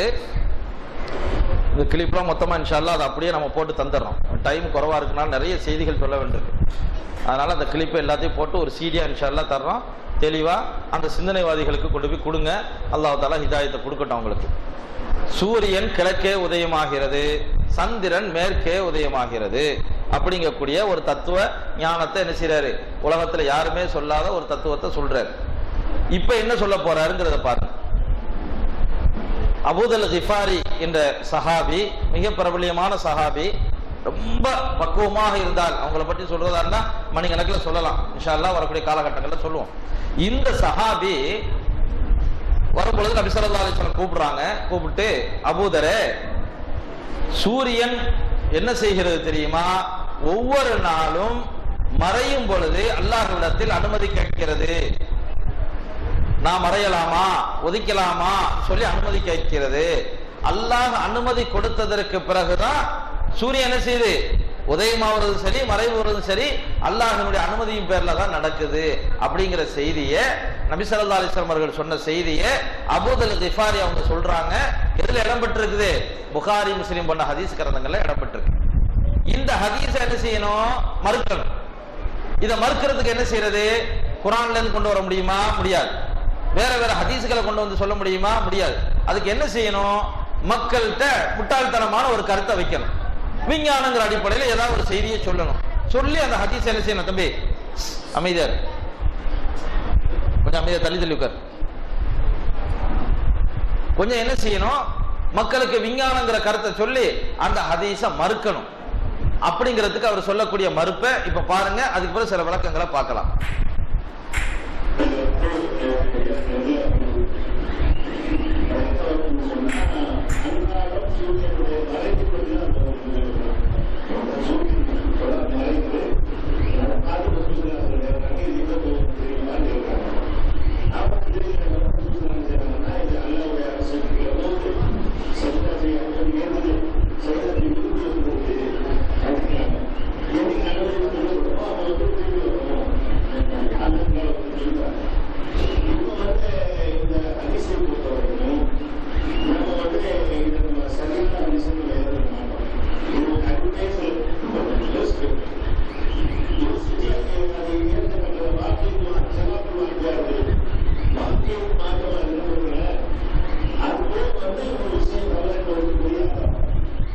ஒரு ஹதீஸை மறுக்கிறதுக்கு பெரிய ஆதாரம் என்னன்னு சொன்னா ஹிலாஃபல் வாக்கி, நம் கண் முன்னால இருக்கிறதுக்கு மாற்றமா இருந்தா அதை ஏத்துக்க கூடாது. அதுக்கு ஒரு அழகான உதாரணம் சொல்வார். ஒண்ணு இனிக்குதுன்னு நீங்க சொல்றீங்க, நான் அதை எடுத்து கசக்குதுன்னு சொல்றேன். அப்ப இது மாற்றமானது. இனிக்குன்னா இனிக்குதான் செய்யணும். அப்ப அது கசக்குதுன்னு சொன்னா அது மாற்றமானது. இதுதான் ஹிலாஃபல் வாக்கி. இப்ப நீங்க இருக்கிறீங்க, ஒரு வீட்டுல விருந்துக்கு போறீங்க. விருந்துக்கு போயிட்டு வந்து ஒவ்வொரு ஆளையா விசாரிங்க. அவர் என்ன சொல்வாரு? கடுமையான உரப்பா இருந்துச்சுங்க அப்படின்னு இவர் சொல்லுவாரு. ஒரு 10 நிமிஷம் கழிச்சு இன்னொரு ஆள் ஒரு சாப்பாடு எப்படி மிளகாவே கிடைக்கல போல தெரியும், சப்புன்றது உரப்பே இல்லை அப்படின்னு இன்னொரு ஆள் சொல்லுவாரு. ஒரு ஆள் சொல்லுவாரு எலும்பு நிறைய கிடந்துச்சு பாரு. இன்னொரு ஆளு ஃபுல்லா நல்லா பெரிய துண்டு துண்டு கறியா கிடைச்சது பாரு. ஒரு ஆள் சொல்லுவாரு சோறு வேகவே இல்லை பாரு. இது ஒரு சாப்பாட்டுல 37 கருத்துக்கள் வரும். பாக்குறமா இல்லையா? இவர் என்ன சொல்றாருன்னா ஹிலாஃபல் வாக்கை, நிகழ்வுக்கு மாற்றமாக இருந்தாலே நான் செடிக்கு தூர போட்டுருமா. இப்ப ஒரு ஆள் வந்து சாப்பாடு அப்படி இருக்கு இப்படி இருக்குன்னு சொன்னா சாப்பாடுங்கிறதே இல்ல, சாப்பாடே கொடுக்கப்படல, விருந்தே நடக்கல அப்படின்னு முடிவு பண்ணிருக்கணுமா. ஏன்னா அங்கேதான் சாப்பிட்டு வந்தாங்க. இவர் சொல்றாரு உரப்பு அதிகமா இருக்குங்கிறாரு, இவர் உரப்பே இல்லைங்கிறாரு, இவர் அவ்வளவு எலும்பா இருந்துங்கிறாரு, இவர் எலும்பு துண்டே இல்லைங்கிறாரு. அப்ப இந்த மாதிரி ஒரு ஃபங்க்ஷனே நடக்கல அப்படின்னு சொல்லணும். இதான் அவருடைய கருத்து. பாருங்க.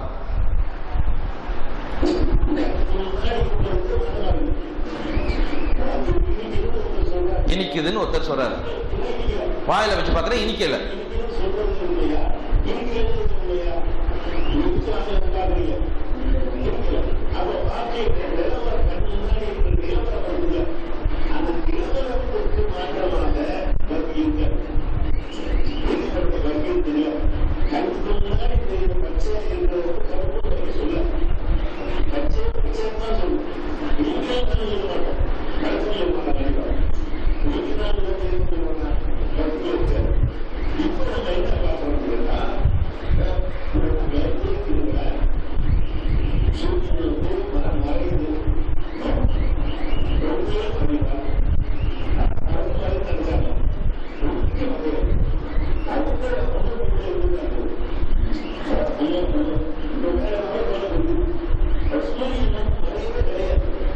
சூரியனுக்கு மறைவே கிடையாது. சூரியனுக்கு மறைவே கிடையாது. சூரியன் மறையுதுன்னு சொன்னா அது மறையுதா? இங்க இல்லைன்னா அமெரிக்கால இருக்குது. சூரியனுக்கு மறைவே கிடையாது.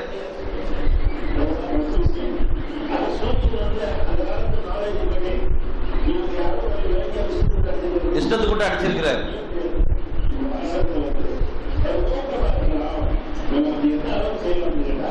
அந்த சகாபிகளிலே அவருடைய கருத்தாக சொன்னது அடுத்த ரசூலுல்லாஹ்வுடைய கருத்தாக சொல்லிட்டாரு. சொல்லி அதுதான் நடந்து முடியும்.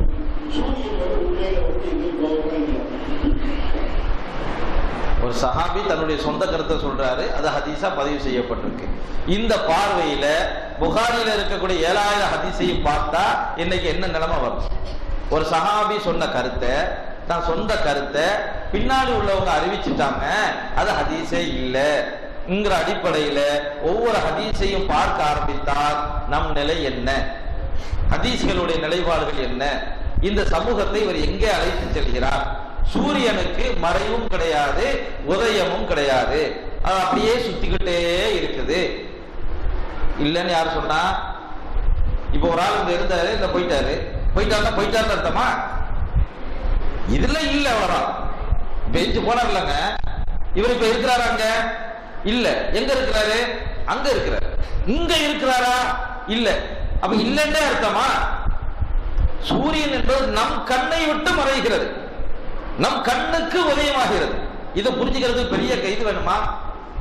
சரி, இப்ப சூரியனுக்கு மறைவும் கிடையாது, உதயமும் கிடையாது என்ற அடிப்படையை முன்வைத்து இந்த ஹதீஸ மறுக்கிறார். புகாரியுடைய ஹதீஸ மறுக்கிறார்.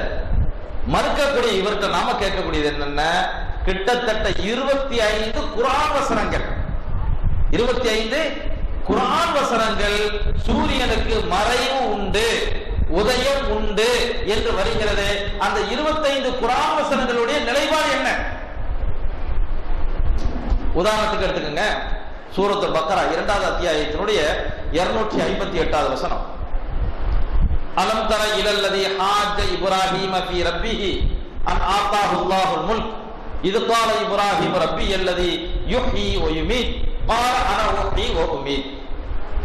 இப்ராஹிம் நபி நம்ரூத் இடத்துல வாதாடுறாங்க. வாதாடும் போது அந்த நம்ரூத் என்ன கேட்கிறான்? உங்க இறைவன் என்னப்பா செய்யறான்? இறைவன்கிறியே, உங்க இறைவன் என்ன செய்யறான்? என் இறைவன் உயிர் கொடுக்கின்றான், மரணிக்க வைப்பதும் அவன் தான்.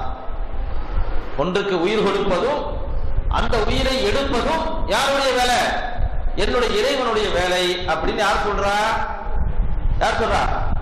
இப்ராஹிம் நபி சொல்றான். இப்ராஹிம் நபி சொன்னதுமே அந்த நம்ரூத் என்ன செய்யறான்? 2 மரண கைதிகளை அழைக்கிறான். அழைச்சி ஒத்தனை வெட்டிடுறான், ஒத்தனை உயிரோட விட்டுறான். இப்ப சொல்லு, இவனுக்கு உயிர் கொடுத்தது யார்? இவனுக்கு மரணத்தை கொடுத்தது யார்? நான் தானே. நான் சொன்னதும் கால இப்ராஹிம் ஃபஇன்னல்லாஹ யஅதி பிஷ்ஷம்ஸி மினல் மஷ்ரிக் ஃபஅதி பிஹா மினல் மக்ரிப் ஃபபிஹித்தல்லதி கஃபர். உடனே இப்ராஹிம் நபி என்ன கேட்கிறாங்க? என்னுடைய இறைவன் சூரியனை கிழக்கே உதயமாக்குகிறான், நீ மேற்கே உதயமாக்கி காட்டு அப்படின்னு யாருக்கு சொல்றாங்க? நம்ரூத் இடத்துல சொல்றாங்க இப்ராஹிம் நபி. இப்போ உள்ள நம்ரூத் எப்படி மறுக்கிறானோ அதே மாதிரி இப்ராஹிம் நபியுடைய காலகட்டத்தில் அந்த நம்ரூத் இடத்துல சொல்லும் போது அவன் வாய் குத்தி போனான். இது எதுல இருக்குது? குர்ஆன்ல இருக்குது. இந்த வசனத்தினுடைய நிலைப்பாடு என்ன? அப்ப சுமார் 25 குர்ஆன் வசனங்கள் மறுக்கப்படுது. நல்ல விளங்கிக்கங்க. அசருக்கு பிறகு என்ன தொழுவீங்க? அசருக்கு பிறகு என்ன தொழுக? மக்ரிப்னா என்ன? சந்திரன் சூரியன் மறையுது. சூரியன் மறைஞ்சதுக்கு பிறகுதானே தொழுவீங்க. சூரியனுக்கு மறைவே இல்லைன்னா என்ன மக்ரிப் தொழுக? நோன்பு திறப்பது எப்ப திறப்பீங்க? சூரியன் மறைந்ததுக்கு பிறகு நோன்பு திறப்பீங்க. சூரியன் மறையவே இல்லையே, அமெரிக்கால இருக்குது, நோம்போட தானே இருக்கணும். ஏன் நோன்பு திறக்கிறீங்க? ரசூல் ஸல்லல்லாஹு அலைஹி வஸல்லம் அவர்கள் ஒரு தடவை என்ன செய்றாங்க? சூரியன் மறைஞ்சிட்டு நோன்பு திறங்கங்கறாங்க. நோன்பு திறந்துட்டு இருக்கும்போது அப்படியே நிப்பாட்டுங்கங்கறாங்க. சொல்லிட்டு என்ன சொல்றாங்க? மேகத்துல தான் மறைஞ்சிருக்கு, முழுமையாக மறையவில்லை சொல்லிட்டு ஒரு சிறிது நேரம் கழிச்சதுக்கு பிறகு நோன்பு திறக்க சொல்றாங்க. அப்ப இதெல்லாம் என்ன? எங்க கொண்டு போய் இந்த சமூகத்தை விடுது? ஹதீஸ மறுக்கிறேன், அறிவு புத்தி கூர்மை புத்தியை வச்சு பார்க்கிறேன், என்னுடைய அறிவுக்கு புலப்படல, இந்த காலகட்டத்துக்கு புலப்படல, சரி வரலங்கிறதுனால ஹதீஸ மறுக்க ஆரம்பித்தால் என்ன நிலை ஏற்படும்? எப்படி இந்த சமூகத்தை கொண்டுட்டு போறாங்க? இப்ப நீங்க ஒது செஞ்சுட்டு வர்றீங்க, புத்திக்கு அறிவுக்கு முக்கியத்துவம் கொடுக்கறதா இருந்தா நீங்க ஒது செஞ்சுட்டு வர்றீங்க. உங்களுடைய கை கால் எல்லாமே எப்படி இருக்குது? நல்ல ஈரமாவே இருக்குது. இந்த நிலையில உங்களுக்கு காத்து பிரிஞ்சிச்சு, உங்களுக்கு காத்து பெய்யுது, என்ன செய்யணும்? என்னங்க செய்யணும்? ஒது செய்யணும். அறிவுபூர்வமா சிந்திச்சு பாருங்க. ஒதுன்னா என்னது? சுத்தம் செய்யறது தானே. கை ஈரமா தானே இருக்குது, முகம் ஈரமா தானே இருக்குது, கால் ஈரமா தானே இருக்குது.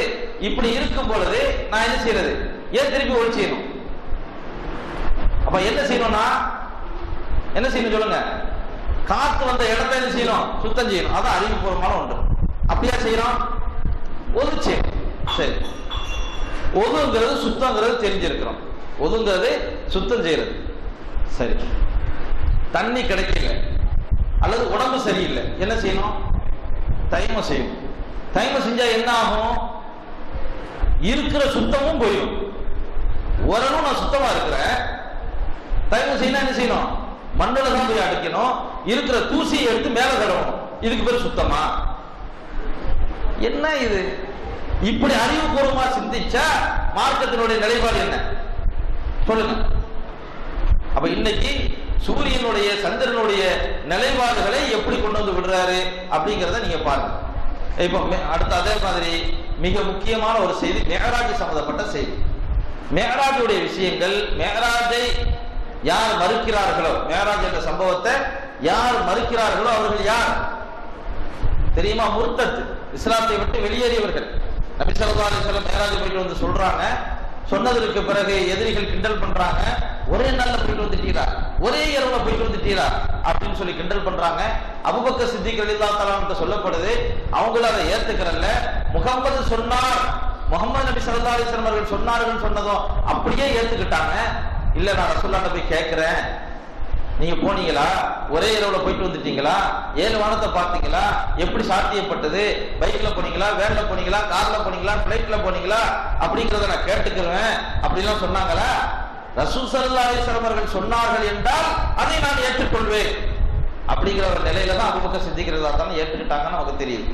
இதுக்கு ஆதாரம், இதுக்கு நம்ம அறிவை புகத்த கூடாதுங்கிறத அப்பவே தெரிஞ்சு போச்சு ரசூல் ஸல்லல்லாஹு அலைஹி வஸல்லம் சொன்ன செய்தி. இப்ப மேராஜ் விஷயத்துல இவர் என்ன கொலைப்படி பண்றாருங்கிறத பாருங்க.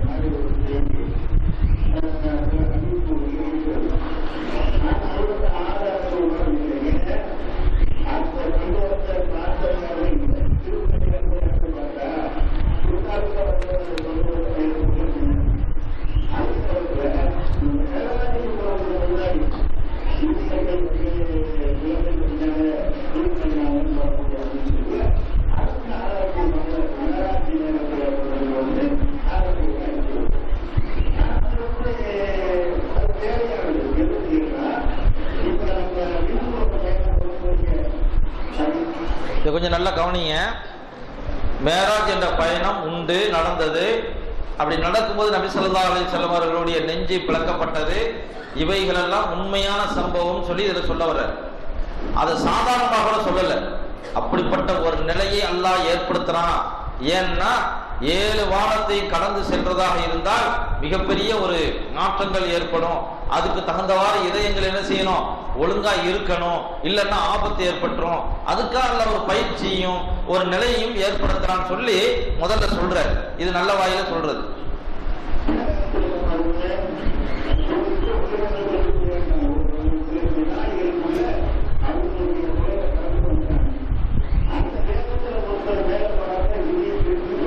இதை தெரிச்சிடும்.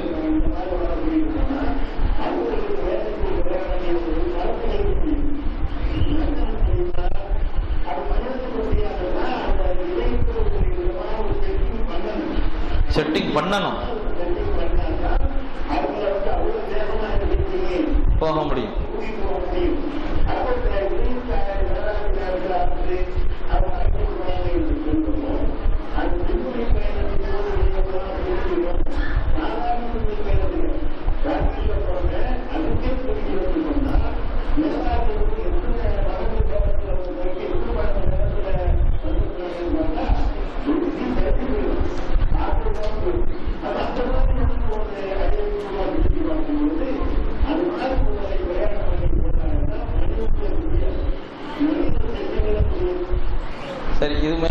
இருக்குது, நெஞ்சு பிளக்கப்பட்டது, அது சுத்தம் செய்யப்பட்டது அப்படிங்கிறதுக்கு தெளிவா சொல்றாரு.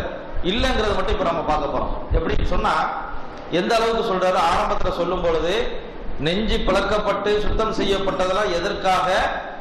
மேராஜ் போகும்போது அதை தாங்கிக் கொள்ளக்கூடிய ஒரு நிலை ஏற்பட வேண்டும்ங்கிறதுக்காக. இப்ப ரெண்டாவது சொல்ல போறது என்னன்னா, கிண்டலா கேட்பார். எப்படி? நெஞ்சு பிளக்கப்பட்டுச்சான், ஈமானி இஹ்லாசி ஊத்தப்பட்டுச்சான், அது என்ன லிக்விடா, அது என்ன பொருளா ஊத்துறதுக்கு? சரி, கிழிக்கப்பட்டது இல்ல, ஆபரேஷன் செய்த அடையாளம் இருக்குதா? இப்ப இன்னைக்கு குழந்தை பட்டு எடுக்கக்கூடிய தாய்மார்களுக்கு தெரியுது, ஆபரேஷன் பண்ணா அடையாளம் கூட இல்லாம ஆபரேஷன் பண்றாங்க. நீ எத்தனையோ என்ன விதவிதமான ஆபரேஷன் எல்லாம் நடந்துகிட்டு இருக்குது. இவர் என்ன கேட்கிறாரு? ரசூல் ஸல்லல்லாஹு அலைஹி வஸல்லம் அவர்களுடைய நெஞ்சை பிளக்கப்பட்டதுன்னு சொன்னா அதுக்கு அடையாளம் தேவையா? இவர் போய் பார்க்கவா செஞ்சாரு? அடையாளம் இருந்ததா இல்லையாங்கிறத ஒரு காலத்துல வாழ்ந்தாரா? அல்லாஹ் காப்பாத்தினா. சஹாபாக்கள் காலத்துல வாழாம இருந்தது, அங்க பெரிய குழப்பமே ஏற்பட்டிருக்கும். என்ன அப்ப என்ன? நெஞ்சு பிளக்கப்பட்டதற்கு அடையாளம் தேவையா? சொல்றத கவனிங்க.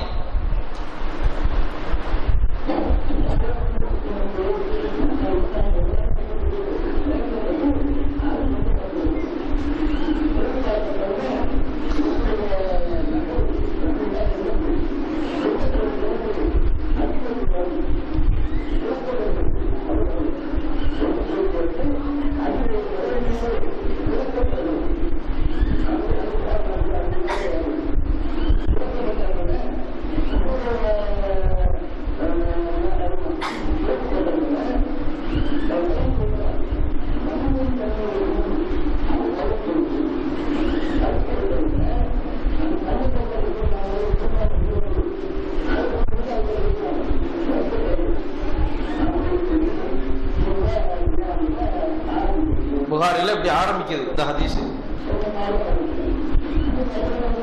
புகாரில எப்படி ஆரம்பிக்குது? நெஞ்சு பிளக்கப்பட்டுச்சு, ஈமானி அஹ்சாரி கொண்டு ஊத்தப்பட்டது, அந்த மாதிரி எல்லாம் என்ன செய்யுது? புகாரியில வருது. புகாரில இந்த மாதிரிலாம் இருக்குது. நான் சொல்லிட்டு அதுக்கு என்ன சொல்றாரு பாருங்க.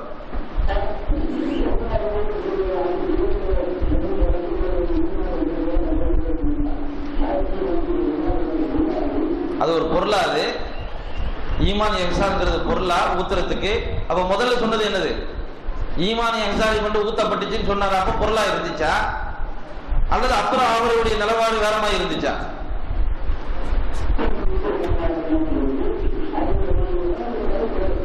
ஒரு டவுட் ஏற்படுது.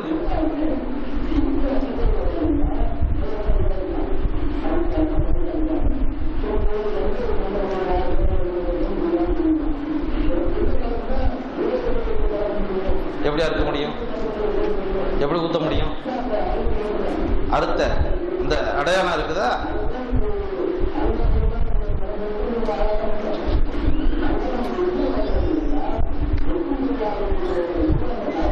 இப்ப கவனிங்க, இதுலதான் மிக முக்கியமான ஒரு செய்தியை சொல்ல போறாரு. அறுக்கப்பட்டுச்சு, அதுக்கு அடையாளம் இருக்குதா, ஊத்த முடியுமா, ஈமானி இஹ்சான்லாம் என்ன ஊத்துற பொருளா அப்படிலாம் கேட்டுட்டு என்ன சொல்ல வர்றாருன்னா, இதை நம்ம எப்படி விளங்கிக்கிறணும்னா, இந்த ஹதீஸை மறுக்கணும் தேவையில்லை, அதை எப்படி விளங்கிக்கிறணும்னு சொன்னா அது ஒரு கனவு மாதிரி. எப்படி? மேராஜ்ங்கிறது எப்படி? அது ஒரு கனவு மாதிரி.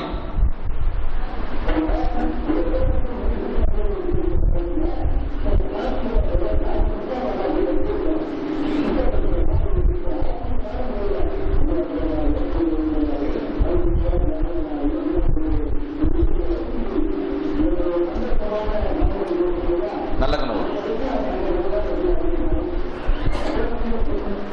கவனிச்சிங்களா? நல்ல கனவு மாதிரி. வார்த்தைகள் கொஞ்சம் இந்த கிளிப்பு தார இன்ஷா அல்லாஹ் நீங்க போட்டு பாருங்க. அப்ப என்ன? மேராஜ் இரவுங்கிறது ஒரு சம்பவத்தை இவர் சொல்ல வருவது என்ன? ஒரு கனவு மாதிரி அப்படிங்கிறத அவர் சொல்ல வர்றார். அடுத்து இன்னொரு பார்த்த சஹாபாக்களுடைய விஷயத்துல இன்னொரு விஷயத்தை பார்க்கிறோம். இது முன்னுக்கு பின் முரணா உள்ள விஷயங்கள் நம்ம பார்த்தோம். இடையில சஹாபாக்களை இழிவுபடுத்தக்கூடிய விஷயத்துல ஒரு செய்தி விடுபட்டுட்டு அதை நான் சொல்லிட்டு அடுத்து வர்றேன். ஷஹீதுகள், அல்லாஹ்வினுடைய பாதையில ஷஹீதாகிறாங்க பாத்தீங்களா, அவர்களை அவர் எப்படி கேவலப்படுத்துறாரு பாருங்க.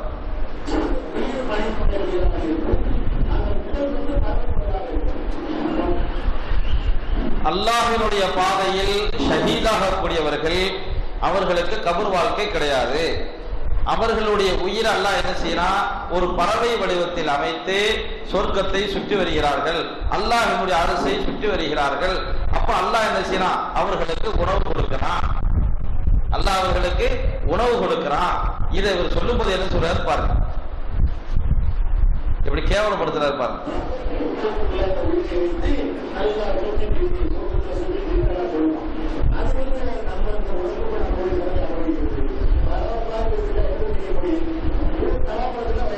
ஒரு நவாப்பழத்தை திட்டா வயிறு நிறைஞ்சு போகும்.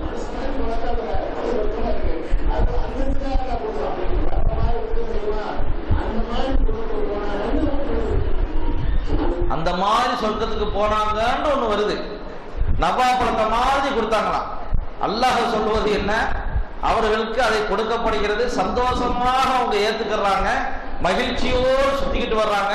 திருப்பி திருப்பி திருப்பி அல்லாஹ் என்ன செய்யறான்? உங்களுக்கு என்ன வேணும் என்ன வேணும் கேட்கிறான்.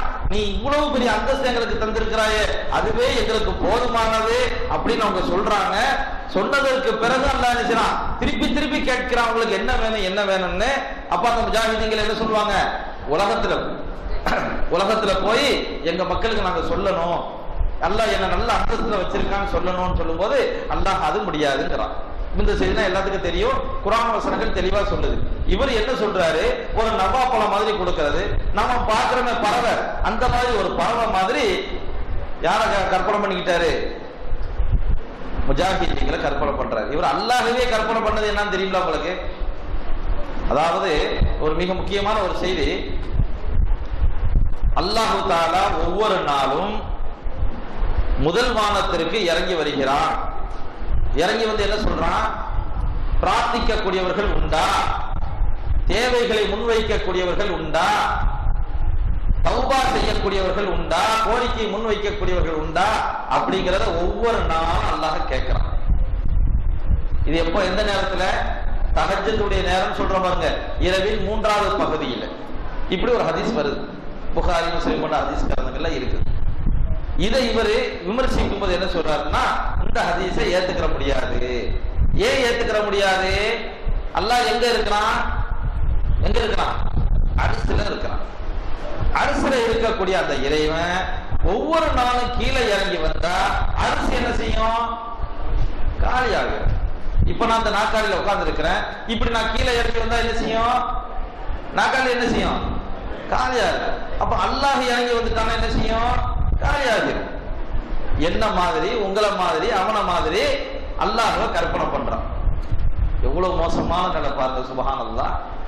எங்க கொண்டு போய் இந்த சமூகத்தை கொண்டு போய் விடுறாரு? அல்லாஹ்வுடைய சிஃபத்துகளை எப்படி புரிந்துகிட்டாரு? அல்லாஹு லா இலாஹ இல்லா ஹுவல் ஹய்யுல் கய்யூம் லா தஅഖுதுஹு சினத்தும் வலா நௌம் லஹு மா ஃபிஸ் ஸமாவாதி வ மா ஃபில் அர்த் மன் தல்லதி யஷ்ஃபஉ இன்தஹு இல்லா பிஇذنி யஅலமு மா பைன ஐதீஹிம் வ மா கல்ஃபஹும் வ லா யுஹீதுன பிஷைஇன் மின் இல்மிஹி இல்லா பிமா ஷா. அடுத்து என்ன? வஸிஅ குர்சியுஹுஸ் ஸமாவாதி வல் அர்த். அல்லாஹ்வினுடைய குர்சி, அர்ஷ் அல்ல, அர்ஷில் இருக்கக்கூடிய குர்சி, சூரிய, அந்த பூமி, இந்த உலகம் எல்லாத்தையும் விட பெருசு. சமாவாத்தி வல் வானம் பூமியை விட விசாலமானது. அவன் இருக்கக்கூடிய அந்த நாற்காலிய வானம் பூமியை விட விசாலமானதுன்னு சொன்னா, கீழே இறங்கி வந்தா காலியாகிருன்னு சொன்னா, நீ என்ன 10க்கு 10 வச்சிருக்கிறியா, 5க்கு 3 வச்சிருக்கிறியா? எந்த கணக்கு இது? அல்லாஹ்வை எப்படி கற்பனை பண்றீங்க? அப்ப எங்க கொண்டு போறாங்க அந்த சமூகத்தை? நாத்திகத்தின் பக்கம் கொண்டு செல்கிறார்கள். முஅத்தஸிலாக்களுடைய வழியின்பால் கொண்டு